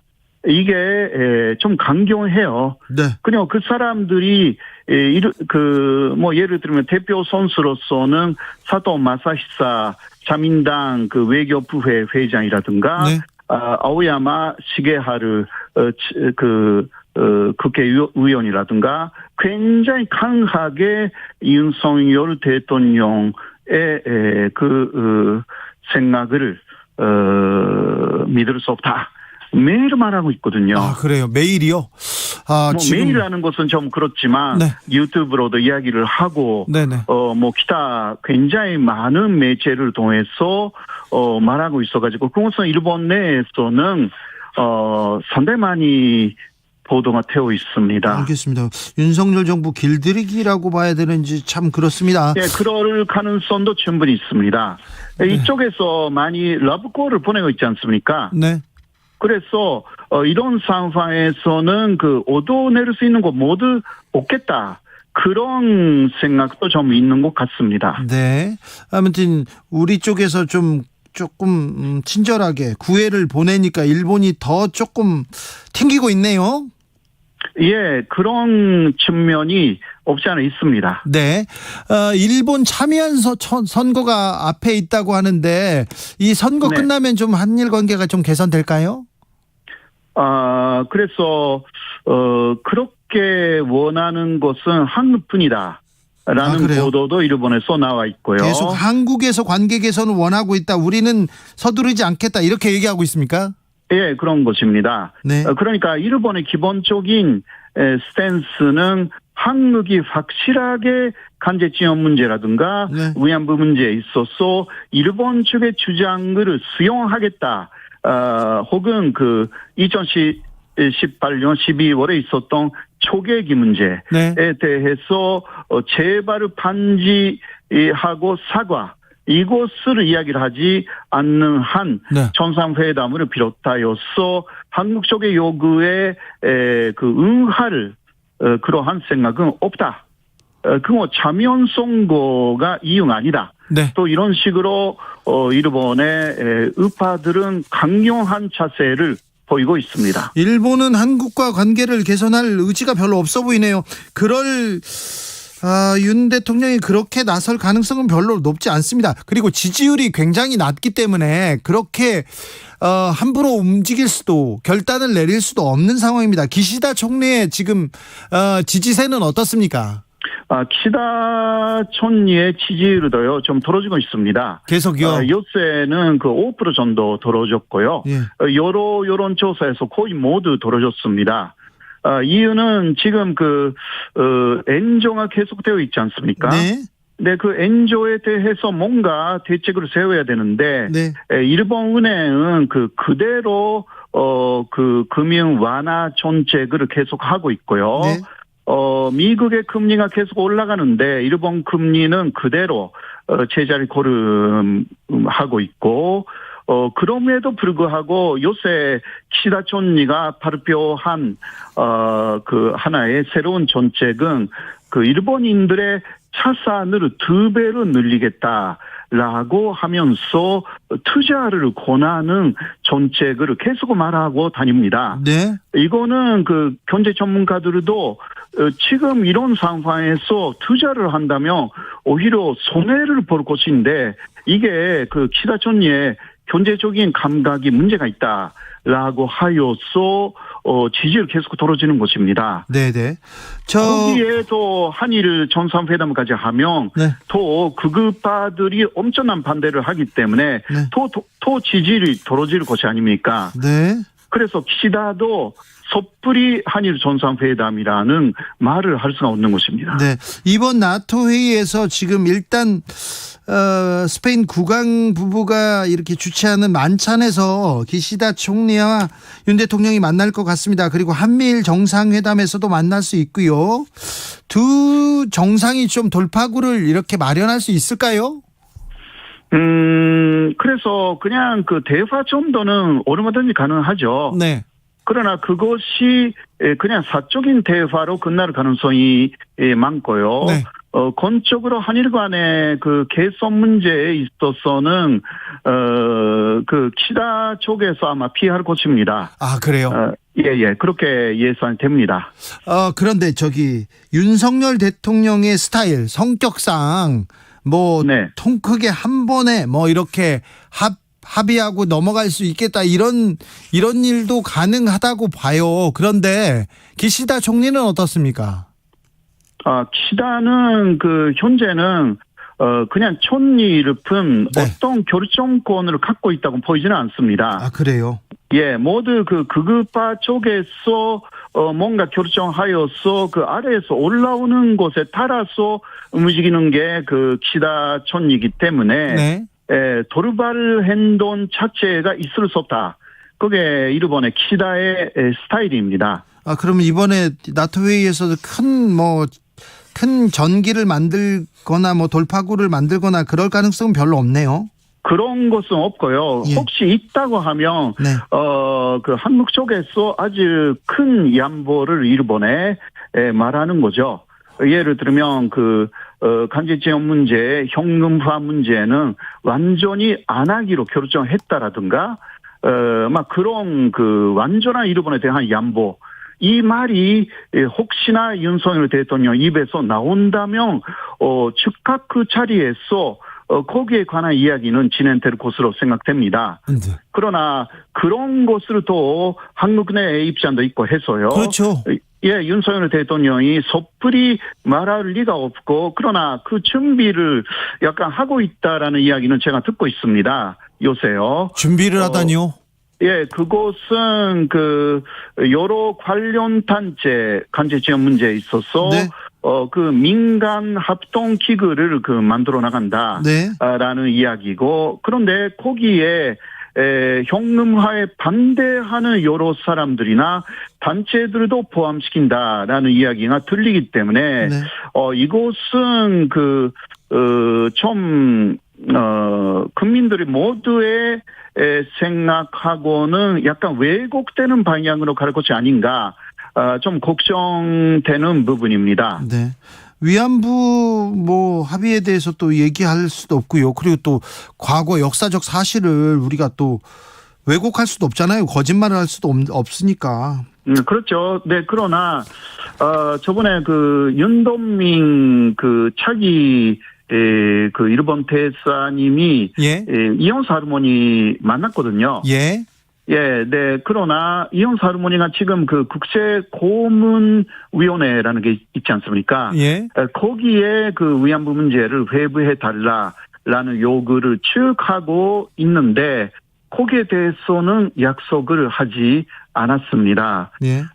그렇기 때문에 일단 위교는 들었지만 위안부 문제는 2015년 한일 위안부 합의로 끝났다라는 스탠스가 현재의 윤석열 정부의 스탠스가 아닌가, 그러한 느낌을 많은 사람들이 받고 있습니다.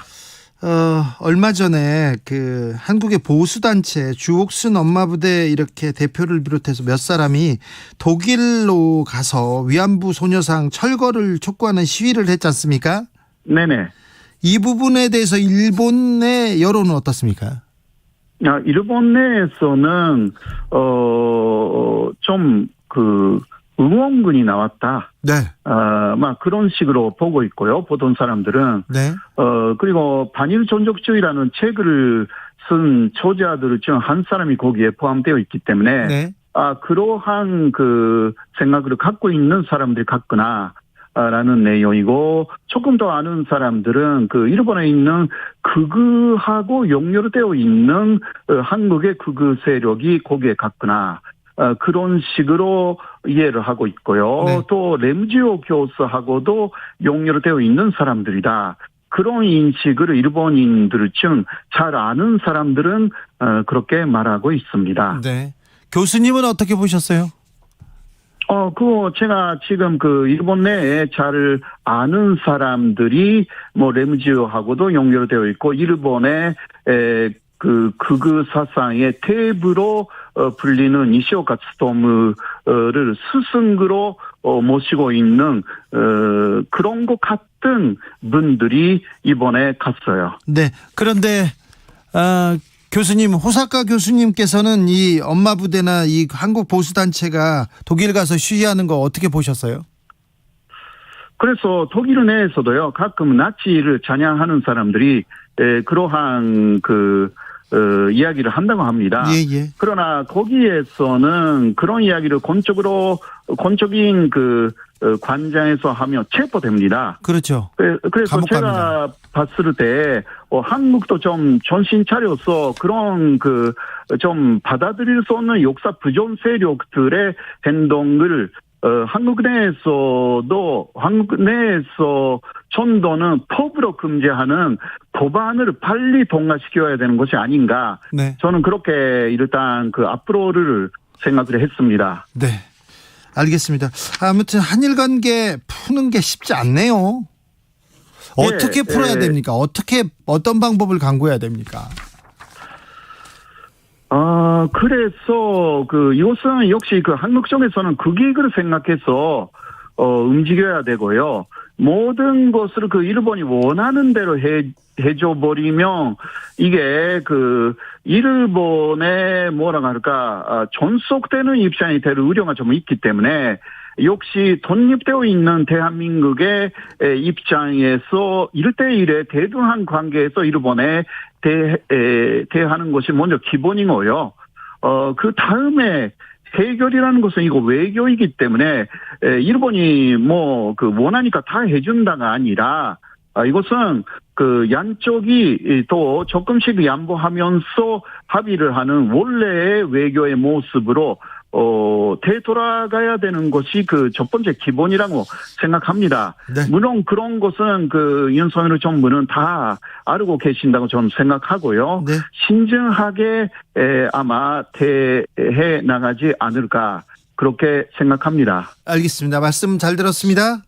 네, 고맙습니다. 후사과 유지 세종대 교수였습니다. 나비처럼 날아 벌처럼 쏜다. 주진우 라이브.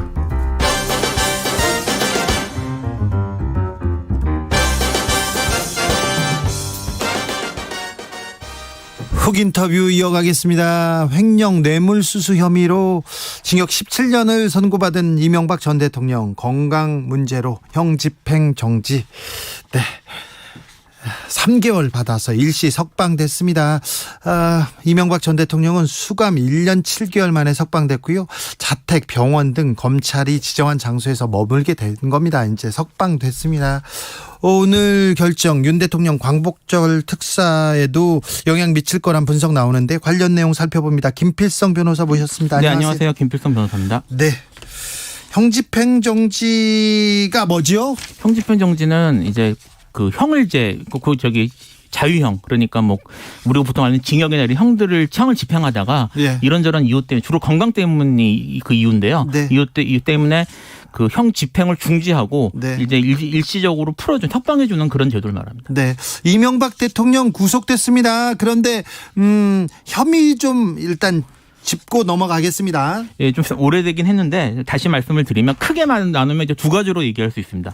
그 다스의 이제 그 돈을 자금을 횡령한 문제가 하나 있고요. 예. 또 하나는 이제 뇌물을 받은 것들이 있는데 네. 그 뇌물 받은 것 중에 제일 큰 건 문제가 됐던 거는 이제 미국의 다스의 미국 소송비 59억 원을 그 삼성전자에 대납하도록 했던 그 사건이 가장 큰 이슈였죠. 그리고 또 매관 매직이라고도 할 수 있습니다. 돈을 받고 뇌물을 받고 여러 사람한테 뇌물을 받고 자리를 주기도 했습니다. 그런 네, 것도 있고 국정원 특활비도 예, 그런 것도 있었죠. 이렇게도 갔고요. 예. 그런데 8월 15일 대통령 특사가 예정돼 있었어요. 네. 그런데 형집행 정지를 이렇게 또 신청해서 빨리 나가셨네요. 예, 그렇게 빨리 지금 사실 이제 그동안 그 이명박 씨라고 부르는 게 맞겠죠. 네. 이명박 씨가 계속 그 당뇨 합병증에 의해서 몸이 좋지 않다는 호소를 계속 했었고요. 사실 형집행 정지가 별로 의미가 없는 게 지금 이명박 전 대통령 교도소가 아니라 병원에 있어요. 예, 계속 병원에 왔다 갔다 하는 그런 식으로 지금 나와 있었거든요. 병원을 왔다 갔다 병원에 있었던 시간이 더 많았을 수도 있어요. 네. 그런데 정확하게 나오진 않았습니다. 그런데 네. 굳이 왜 형집행정지를 신청했을까요? 사실 이제 형집행정지 같은 경우에 실무상으로는 이럴 수 있습니다. 그러니까 네. 그 몸이 아프면 외부 진찰을 받거나 외부 입원하는 경우들이 있거든요. 이제 교도소 내에서 해결할 수 없으니까. 근데 밖으로 나와서 입원하는 길이 더 길어지면 상황이 길어지면 교도관들이 거기를 계속 왔다 갔다 하면서 출퇴근하면서 거기를 지켜야 됩니다. 왜냐하면 여전히 구속 상태이기 때문에 그게 이제 너무 힘들어지면 그러니까 부하가 너무 많이 걸리고 밖으로 나가는 길이 길어지면은 성집행 정지를 해주는 경우가 있어요.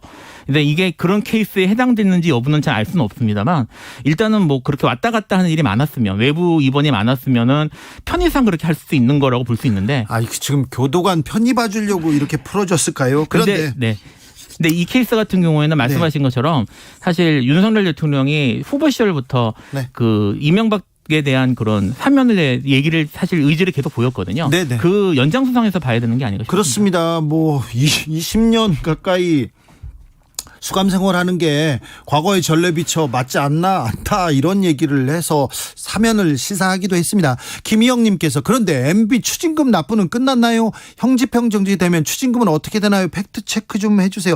지금 형집행 정지되면 추징금이 변화하진 않습니다. 그런데 8.15 사면 특별 사면일 경우 벌금 추징금 어떻게 되는지 궁금한 사람들이 있습니다. 이명박 대통령이 벌금이 130억 원 정도 되죠. 예. 추징금은 57억 8천만 원 추징금이 확정됐는데 지금 얼마나 냈습니까? 지금 추징금은 다 냈습니다. 추징금은 냈어요? 네, 다 냈고요. 그다음에 그 벌금도 절반 정도 갚았습니다. 벌금은 절반 갚고 추징금 갚았습니다. 만약에 특별 사면으로 이명박 대통령이 나온다면 어떻게 됩니까? 원래는 저기 특별 사면에도 불구하고 추징금은 납부를 해야 됩니다. 그래요? 예, 원래 납부를 해야 되는데 추징금은 다 냈기 때문에 이건 의미가 없고요. 벌금 같은 경우에는 사면에 의해서 효과가 사라집니다. 나머지는 이제 내지 않아도 되는 거죠. 이명박 대통령 벌금 절반 냈죠. 네. 지금 이명박 대통령이 추징금 벌금을 내라고 하니까 나 돈 없어서 못 내 이렇게 얘기하면서 소송을 걸기도 했어요. 그래서 정부에서 이명박 전 대통령의 사저, 논현동 사저를 공매에 붙였습니다. 네, 그 작년에 있었던 일이죠. 네, 근데 공매에 붙이니까 안 돼. 이건 내 재산이 아니야. 절반은 부인 재산이야. 그러면서 이것도 금지해달라고 가처분 신청을 냈었어요. 네, 가처분하고 소송도 했었는데 네. 1심 최종적으로 패소했습니다. 네, 2번이나 다 졌어요. 네, 다 져서 이제 공매가 이루어져서 그 금액으로 지금 이제 추징금이 내준 거예요. 네, 그렇게 벌금은 절반만 냈고. 네, 절반만 낸 거죠. 만약에 8.15 특사로 나오면 네. 벌금 절반 안 되는 겁니다. 안 안 낸다고 보시면 됩니다. 아니 이분 이렇게 돈이 많은 분인데요. 다스도 이명박 씨 거고 나머지도 다 그런데 그럼 벌금 안 내고도 그냥 끝날 수 있습니까? 그러니까 이건 특별 사면의 효과가 기본적으로는 형 집행 면제고요. 네. 뭐 경우에 따라서 완전히 이제 유죄 판결까지 실효시킬 수 있는데 어느 쪽으로 가든 어쨌든 형은 사라지는 거니까 남은 벌금은 내지 않아도 되는 거죠. 네. 특사를 생각하기에 부담이 조금 있을 경우 형집행정지로 나와 있어. 아유 몸도 안 좋아. 연로했어. 이런 게 조금 부담을 덜어주는 효과는 있겠죠. 뭐 그럴 수는 있을 것 같습니다. 네. 근데 이제 사실 뭐 가석방을 생각하기에도 너무 이제 기간이 너무 짧았기 때문에 네. 지금 결국은 사면 쪽으로 가지 않을까. 사면에 대해서는 공식적으로 얘기를 했기 때문에 네. 개인적으로는 사면 절차로 가지 않을까 생각을 하고 있습니다. 가석방은 그러니까 형기 3분의 1은 지나야 되거든요. 그렇죠. 네. 거의 좀 7-80% 이상 지나야지. 네, 실제로는 실무상은 3분의 2 이상은 지나야지 실제로는 대상이 됩니다. 그런데 지금 이명박 전 대통령은 구속됐지만 거의 병원에서 보냈어요. 그래도 괜찮습니까? 사실 이제 특혜 시비가 있을 수 있죠. 그리고요 주치의는 사위였어요. 서울대 호흡기내과. 네. 순환기내과 거기 의사들이 주치의였는데 그분들이 항상 입원해야 된다고 얘기하셨어요. 그런데 이거 특혜 시비가 당연히 있어야 되는 거 아닙니까? 근데 저도 이제 뭐 의학적인 내용이나 이런 건 공개된 게 아니니까 네. 뭐 알 수는 없습니다만 사실 일반적인 기준보다는 훨씬 자주 나왔던 건 사실인 것 같습니다. 지금도 나와 있으니까요. 네. 네. 아니 사과 반성은 있어야 이렇게 형집행정지를 해주거나 사면해주고 그러는 거 아닙니까? 사과 반성보다 사실은 더 근본적으로는 네. 이게 결국은 이제 최고 권력자가 자기의 권력을 이용해서 저지른 권력한 범죄잖아요. 네. 근데 이런 범죄에 대해서 사실 계속 사면되고 이제 그런 식으로 풀어주고 면제해주고 하는 일들이 계속 벌어지고 있는 게 이게 과연 이게 타당한 일인지부터 생각을 해볼 필요는 있을 것 같아요. 그렇죠. 가장 큰 범죄의 유형이기도 합니다. 대통령의 권한을 가지고 뇌물을 받았으니까요. 그렇죠. 자리를 팔고요. 검찰에서는 형집행정지 심의위원회를 열었습니다. 그래서 심의위원회에서 신청인의 형기를 계속 이어가면 현저히 건강을 해야 할 염려가 있다면서 이와 같은 결정을 내렸다고 합니다. 네. 어떻게 보십니까? 사실 아까 말씀드린 것처럼 이명박 씨의 건강 상태에 대한 제가 알 수는 없는데 지금 형집행 정지 요건 케이스 중에 하나가 해당하는 경우 하나가 형의 집행으로 인하여 현저히 건강을 해하거나 생명을 보존할 수 없을 염려가 있을 때 그리고 연령 70대 이상일 때가 있거든요. 그러니까 지금 이명박 씨가 올해 81세이기 때문에 이걸 기준으로 판단을 해서 절차상으로는 문제는 없는 것처럼 보입니다만 말씀드린 것처럼 70세 이상이라고 다 풀어주는 건 아니기 때문에 네. 그래서 여전히 이게 타당한지 여부에 대해서 좀 논란이 있을 것 같습니다. 네. 일시적으로 석방하는 것이어서 전체 형기에 영향을 미치지는 않는 것이죠? 이렇게 물어봅니다. 형집행 정지이기 때문에 그만큼 형기가 원래는 이제 사면되지 않으면 그만큼 석방 일자가 미뤄지는 거죠. 네. 이명박 전 대통령은 형집행정지로 이제 자택으로 갈 가능성이 매우 높아졌습니다. 자택과 병원을 오가면서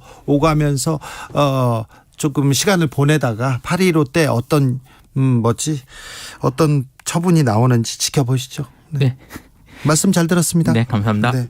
다른 일반 수영자들한테도 이런 저 형집행정지 시켜주세요 이렇게 손들고 이렇게 하면 위원회 꾸려집니까? 그렇게 쉽게는 잘 안 되죠. 이게 지금 유죄가 확정돼서 형기를 보내고 있는 사람이 그런 게 쉽지 않습니다. 잘 아시다시피 조국 전 장관의 부인 같은 경우에도 지금 계속 쓰러지고 그런 계속 문제가 있다고 하는데도 불구하고 전혀 그런 거 없잖아요. 네네. 바로 치료가 끝나면 바로 이렇게 병원에서 이제 구치소나 교도소로 바로 갑니다. 네. 이명박 전 대통령이 좀 특이한 경우죠. 좀 그렇게 보입니다.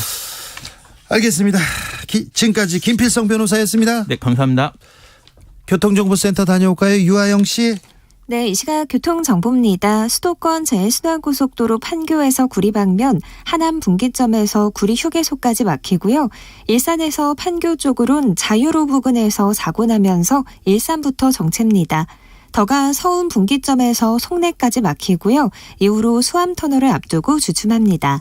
반대 판교에서 일산 가는 길 시흥 요금소에서 송내까지 막힙니다. 경부고속도로 서울 쪽으로는 양재에서 반포까지 밀리면서 도심 진입하기가 어렵고요. 서해안고속도로 서울 방면 일직분기점에서 금천까지만 속도를 줄입니다. 평택 시흥고속도로 시흥 방면 송산 마도 부근에서 5km 정체입니다. KBS 교통정보센터였습니다.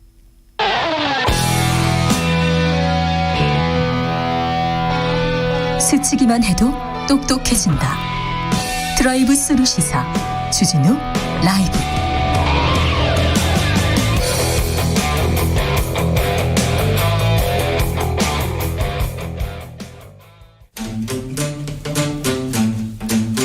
청년의 포부와 패기로 대한민국 정치를 새롭게 하자. 청년의 시선 MZ세대가 말합니다. 요즘 정치. 2030 청년 정치인 어벤져스 청벤져스 출발합니다. 네, 안녕하십니까. 국민의힘 김용태 최고위원입니다. 안녕하세요. 더불어민주당 전 비대위원 권주영입니다. 네, 이명박 전 대통령이 형집행정지로 풀려납니다. 어떻게 보셨습니까, 김용태 최고위원? 저는 조금 늦어진 점에 대해서 아쉽게 생각하고요. 지금이나마 좀 건강에 대해서 이런 결정을 한 것에 있어서 좀 다행이라고 생각합니다. 네, 대통령의 권한으로 뇌물을 받고 이렇게 감옥에 갔어요. 이게 늦어진 게 좀 아쉽습니까? 아픈 현대사라고 생각하고요. 앞으로 국민의힘에서는 더 이상 이런 일이 없도록 저 역시 노력하겠습니다.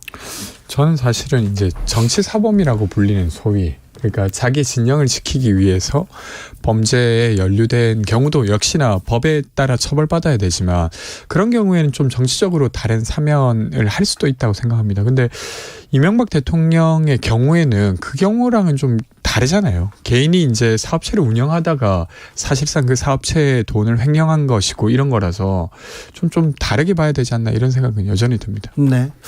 3월 22일이었습니다. 2018년 3월 22일 날 이명박 전 대통령이 구속됐어요. 근데 제가 이제 이명박 바라기로서 평생 이명박 대통령 취재를 열심히 했잖아요. 네. 그렇죠. 그래서 그 앞에 가 있었습니다. 이제 가는 길 보려고 배웅하려고. 네네. 그랬더니 그 이명박 전 대통령 논현동 사저에서 정치인들이 많이 나오는데 유인촌 씨 이동 많은 사람들이 나오는데 그때 장제원, 권성동 두 분이 나와가지고 저한테 걸어오더니 아유 여기까지 왔어 바쁜 사람이 그 정도 했으면 됐지 여기까지 왔어 저렇게 저한테 인사를 했었어요.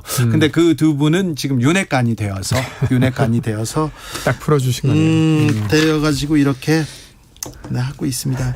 윤석열 대통령이 그때 열심히 수사를 하셔서 이명박 전 대통령이 구속됐죠. 처음에는 윤석열 검사가 안 하려고 그랬어요.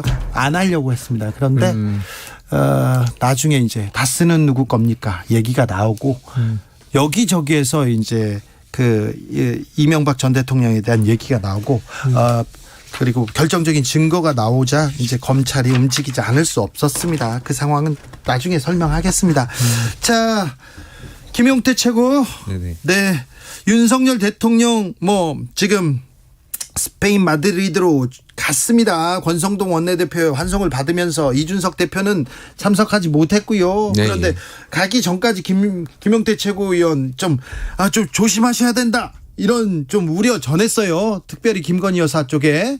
뭐 김건희 여사께 뭐 직접 말씀드린 건 아니고요. 네. 제가 그 팬클럽 회장인가 하시는 분한테 강신업 변호사. 예, 그분한테 이제 최고위원회에서 모두 발언을 말씀드렸죠. 왜냐하면 이분이 계속 며칠 전부터 논란의 중심이었고 네.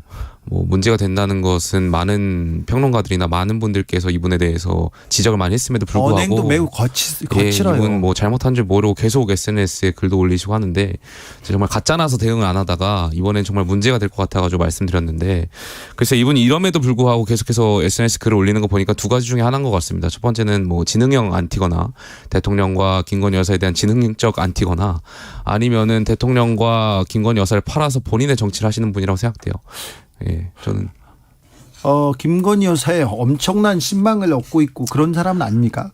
뭐 글쎄요 적절하지 않은 것 같고요. 저는 그냥 대통령 여사의 팬클럽 뭐 있을 수 있죠. 근데 뭐 팬클럽도 저는 왜 있어야 되는지 잘 모르겠는데 네. 저도 여사 팬입니다. 근데 뭐 팬클럽 가입 안 하면 뭐 이 사람들 선동하고 갈라치기 하고 이 팬클럽이라는 분이 회장이라는 분이 나타나서 저도 뭐 이렇게 말하면 기자님 웃으시겠지만 저도 용태사랑 있습니다. 알았어요. 네. 잘했어요.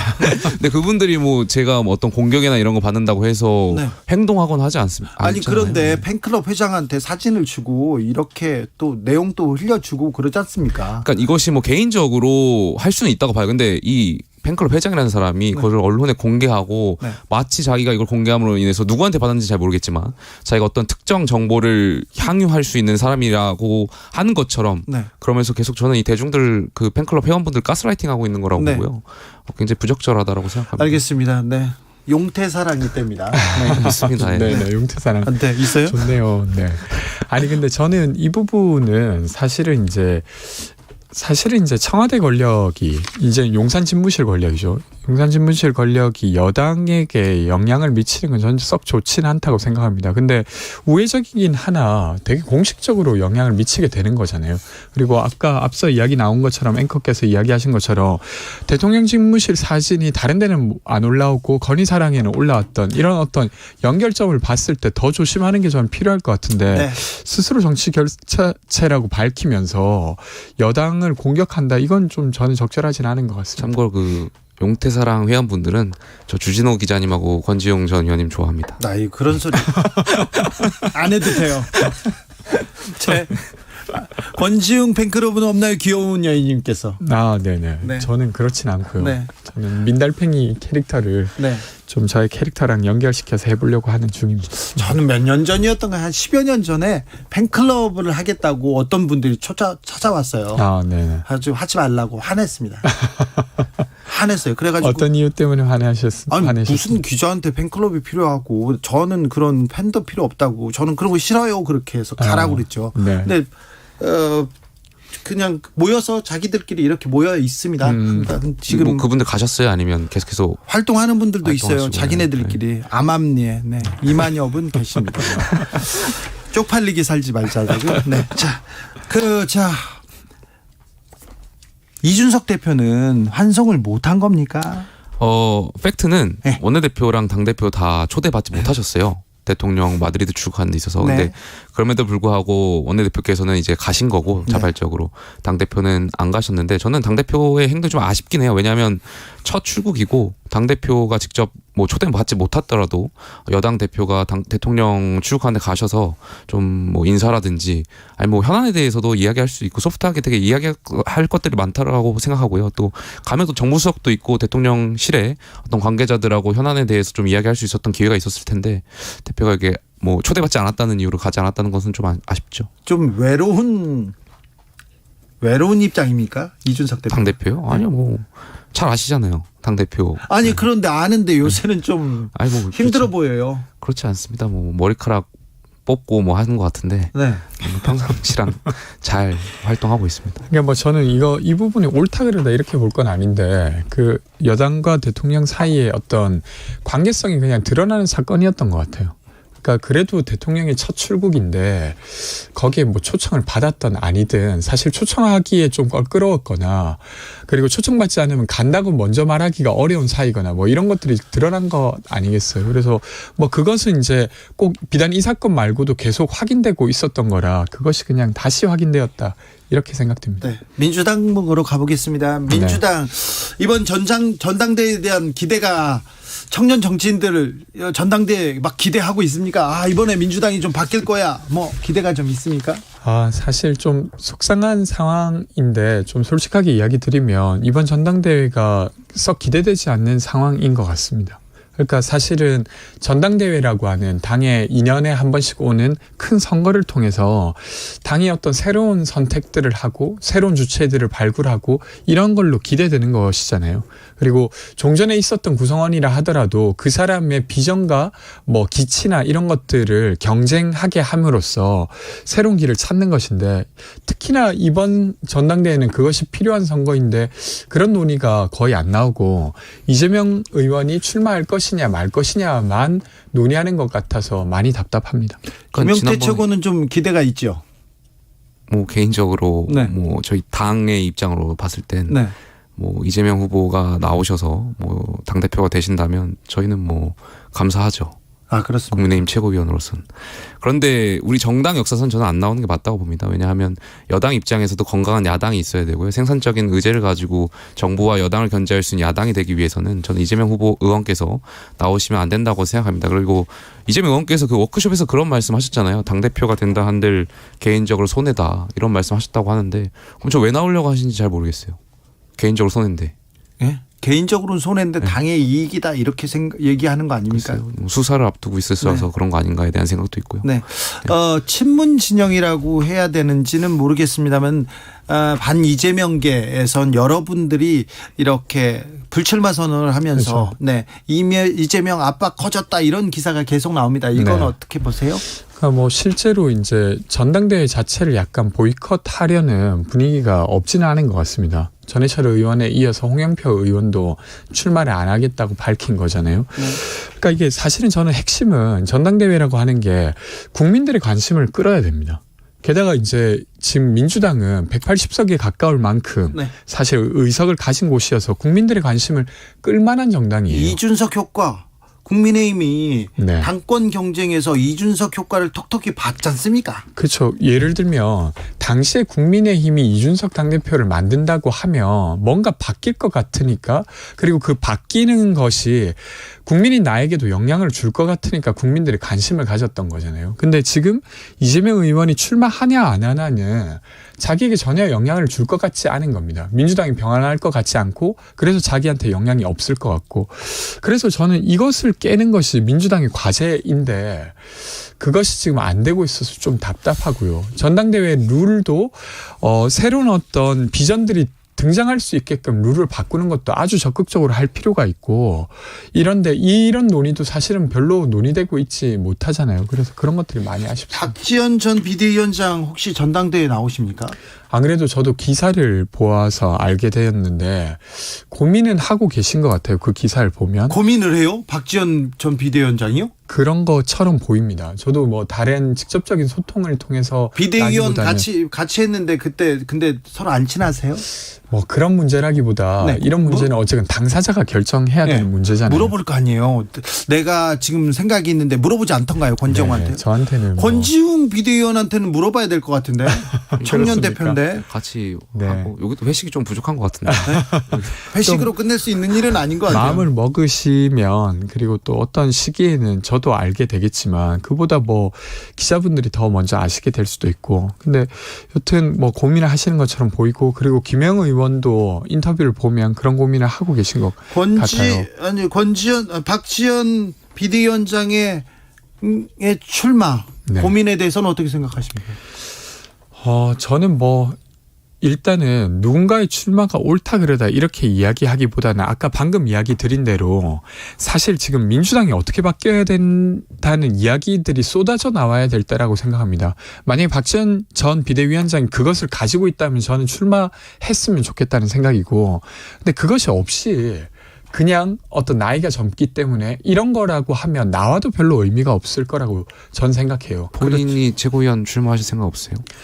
그러니까 저는 지금은 아직 고민을 안 하고 있고 근데 민주당이 어떻게 변해야 되는가 이런 것들은 계속 고민하고 있죠. 그래서 뭐 민주당의 분당론 있습니까? 저는 뭐 그게 어떤 실체화된 논의 같지는 않은데 그런 이야기를 하시는 분이 있는 걸로는 알고 있습니다. 네. 민주당 어떻게 보세요? 민주당은 과거부터 분당의 역사를 갖고 있는 정당이잖아요. 아 그래요? 계속해서 분당을 하고 합당을 하고 분당을 어느 하고 정당이나 지금 그런 걸로 알고 저희 국민의힘은 좀 특수한 게 탄핵 이후에 처음 분당을 해가지고 합당했던 과정을 겪었고 이 진보 정권이라고 대한민국 헌정사에서 보통 민주당은 분당과 합당과 분당 합당을 하면서 이제 정치를 해왔던 것이죠. 근데 글쎄요, 저는 그 이재명 의원께서 지금 전당대 출마를 고민하고 계신 것 같은데 그걸 좀 아셨으면 좋겠습니다. 그러니까 많은 분들이 이재명 후보를 지지했고 이재명 후보를 대선 때 이렇게 뽑으신 분들이 이재명 의원이어서 뽑은 게 아니라 민주당 후보였기 때문에 뽑은 거거든요. 그러니까 민주당을 지지했던 분들이. 근데 이재명 의원은 마치 이것이 민주당 후보여서 자기를 찍었다는 것이 아니라 자기가 이재명이었기 때문에 찍었다고 착각을 하시는 것 같아요. 그래서 그런 부분을 좀 인지하셨으면 좋겠고 민주당이 좀 잘 됐으면 좋겠습니다. 네, 알겠습니다. 지난주에 일주일 지났습니다. 근데 지난주에 비해서 이번 주에 보면 이준석 대표 징계 가능성이 더 커졌다고 보는 사람들이 많습니다. 그렇게 징계 안 할 거야 얘기했던 사람보다 이제 징계할 거야 얘기하는 사람들이 많습니다. 그런 얘기는 좀 들려요. 저는 뭐 그 첫 징계 절차 개시한 날 전날에도 제가 한 라디오 방송에 나가서 말씀드렸지만 징계 여부를 결정하기 어려울 거다라고 말씀드렸고요. 예. 설사 이번에 또 당대표를 향한 징계 절차를 밟더라도 어떤 징계를 하더라도 수사 결과가 나오지 않은 상황에서 징계를 한다면 글쎄요, 윤리위가 정치적 부담을 갖지 않을까. 왜냐하면 이것을 가지고 당대표가 가처분을 신청할 수도 있고 그것이 만약 인용된다면 네. 그건 윤리위가 심각한 정치적 부담을 가질 거기 때문에. 김용태 최고의 얘기도 조금 바뀐 걸 보면 바뀐 게 아니라 만약에 징계를 하더라도 그 후폭풍이 커질 거라고 보는 걸 봐서 당 내외에서 특별히 국민의힘 내부에서는 징계를 할 수도 있다 이렇게 생각하는 사람들이 좀 많아요. 뭐 사람들마다 의견은 다르고 그렇게 네. 생각하시는 분도 있겠죠. 근데 저는 반대로 해석했거든요. 첫 징계가 있을 때는 당대표를 징계할 거라고 보시는 분들 많았는데 이번에는 좀 반대로 생각하시는 분들이 많은 것 같아요. 이번에 쉽게 결정하지 못하지 않을까.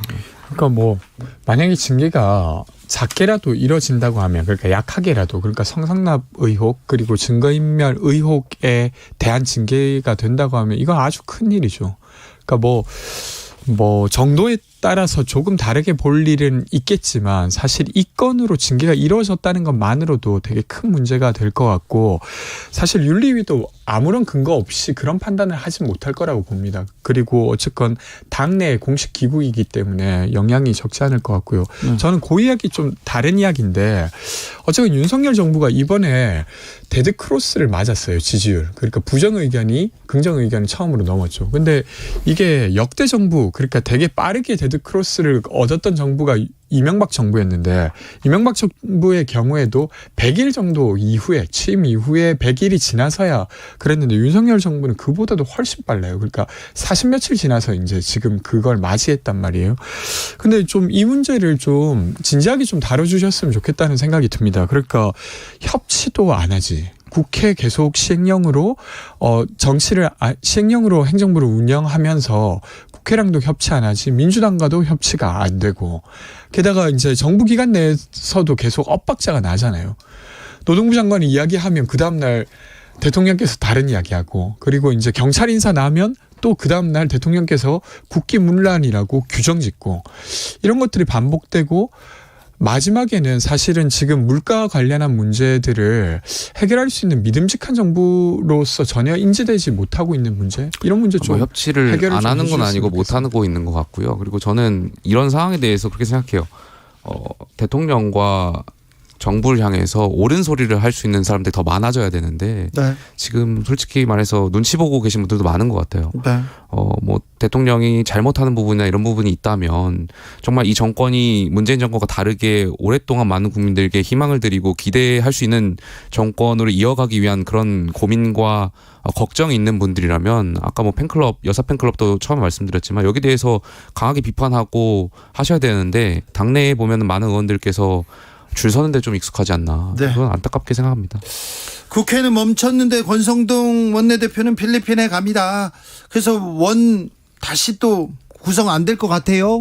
그거는 뭐 대통령 특사 자격이고 또 필리핀 대통령 취임식이니까 외교적인 차원에서 좀 봐주셨으면 좋겠습니다. 저는 정말 말이 안 된다고 생각합니다. 그러니까 이제 사실은 국회를 못 열어서 피해를 만약에 국민들이 본다고 하면 그것에 대한 책임은 그래도 국정의 가장 큰 권한을 가진 대통령이 많이 지게 돼 있어요.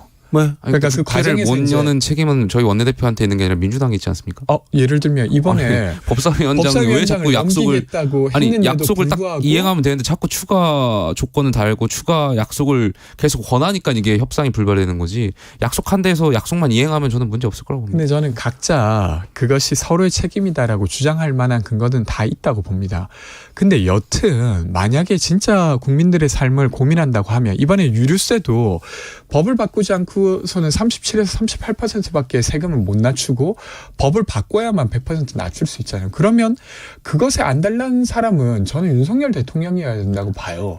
그리고 권성동 원내대표여야 된다고 보는데 전혀 관심이 없어요. 아니 관심 없는 건 민주당 아닙니까? 예를 들면 그 민생이 관심 있고 그렇게 하면 빨리 법사위원장을 그래서 초대해 주셔야 법사위원장을 되는데 넘기겠다라고까지 근데 거기에 이야기를 추가 했죠. 조건이 있었지 않습니까? 근데 이제 추가 조건을 왜 달죠? 예를 들면 저는 이해가 안 가요. 이 사이 좋은 청년 정치인도 국회 얘기만 하면 이렇게 다투기 시작합니다.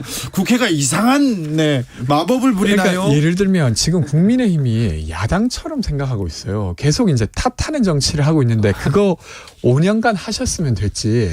지금부터는 책임지는 정치를 하셔야 됩니다. 여튼 그것 때문에 안 되고 있는 일들이 있고 거기에 대해서 원내대표가 그러니까 그걸 협상을 해야 될 원내대표가 지금 외국으로 튀는 상황이에요. 튀었다니요. 튀었다는 표현 잘못한 것 같고요. 민주당이 빨리 저는 법사위원장 약속한 대로 전반기에서 약속한 거잖아요. 근데 거기에 그러니까 법사위원장 넘기겠다고 하지 않았습니까? 추가 조건을 계속 다시니까 문제는 거예요. 자, 국민의힘에서는 혁신이 출범했습니다. 어제 근데 출범했는데 그날 장제원 의원이 연 포럼에 의원들이 더 많이 갔더라고요. 그래서 관심이 다 그쪽으로 갔더라고요. 뭐 혁신위원회는 저희가 최고위에서 공식으로 의결한 기구이기 때문에 공식 기구죠. 뭐 장제원 의원의 그 포럼하고 연결해서 생각하는 건 옳지 않은 것 같고요. 저는 뭐 혁신위가 나름대로 최정 위원장께서 나름대로 말씀하신 대로 잘 이끌어 가실 거라고 봅니다. 그 인터뷰를 들으니까 이제 그날 정책총회인가 뭐 이런 게 있었나 보죠. 그 총이 있었어요. 근데 의총회보다도 이 포럼에 더 많이 갔다는 거예요. 그렇죠. 그래서 인터뷰를 해보니까 거기 안 가면 반윤으로 찍힐까봐 무서워서 갔다고 하더라고요. 민주당의 워크숍이나 저희 국민의힘에 말씀하신 그 포럼이나 지금 다 정치내를 하고 있는 것 같아서 안타깝습니다. 정치네. 서로 적자냐 서자냐 따지면서. 그러니까 이제 근데 이제 민주당 워크숍은 그렇진 않아요. 거기 참여하지 않았다고 해가지고 막 친낙이냐고 하면서 했지 않습니까? 아니 거기 이제 이재명 의원이 되려 거기 참여할지 말지를 고민했다고 하고 그 워크숍 자체는 누군가의 줄을 서는 자리는 아니었습니다. 근데 이번 혁신 국민의힘 포럼 같은 경우는 거기 안 가면 반윤으로 낙인 찍힐 것 같았다. 그 다른 실체적 권력이 있다고 국민의힘 의원들이 느끼는 상황인데 이렇게 되면 자기 말을 못하는 상태잖아요. 김용태 최고 가셨어요? 저는 안 갔습니다. 저 의원이 아니기 때문에 안 갔고요. 그리고 대통령께서 많은 국민들께 희망을 받던 게 그 사람에 충성하지 않는다는 말씀하셨잖아요. 그러니까 대통령의 이런 철학을 저희 원내 의원님들께서도 이해해 주셨으면 좋겠습니다. 근데 딱 지금 사람에 충성하는 느낌으로 포럼이 진행된 것 같습니다. 네, 요즘 정치 여기서 닫을까요? 김용태, 권지웅, 김용태 감사합니다. 감사합니다. 주진우 라이브는 여기서 인사드리겠습니다. 돌발 퀴즈의 정답은 브릭스였습니다. 브릭스. 그리고 저는 내일 오후 5시 5분에 돌아오겠습니다. 지금까지 주진우였습니다.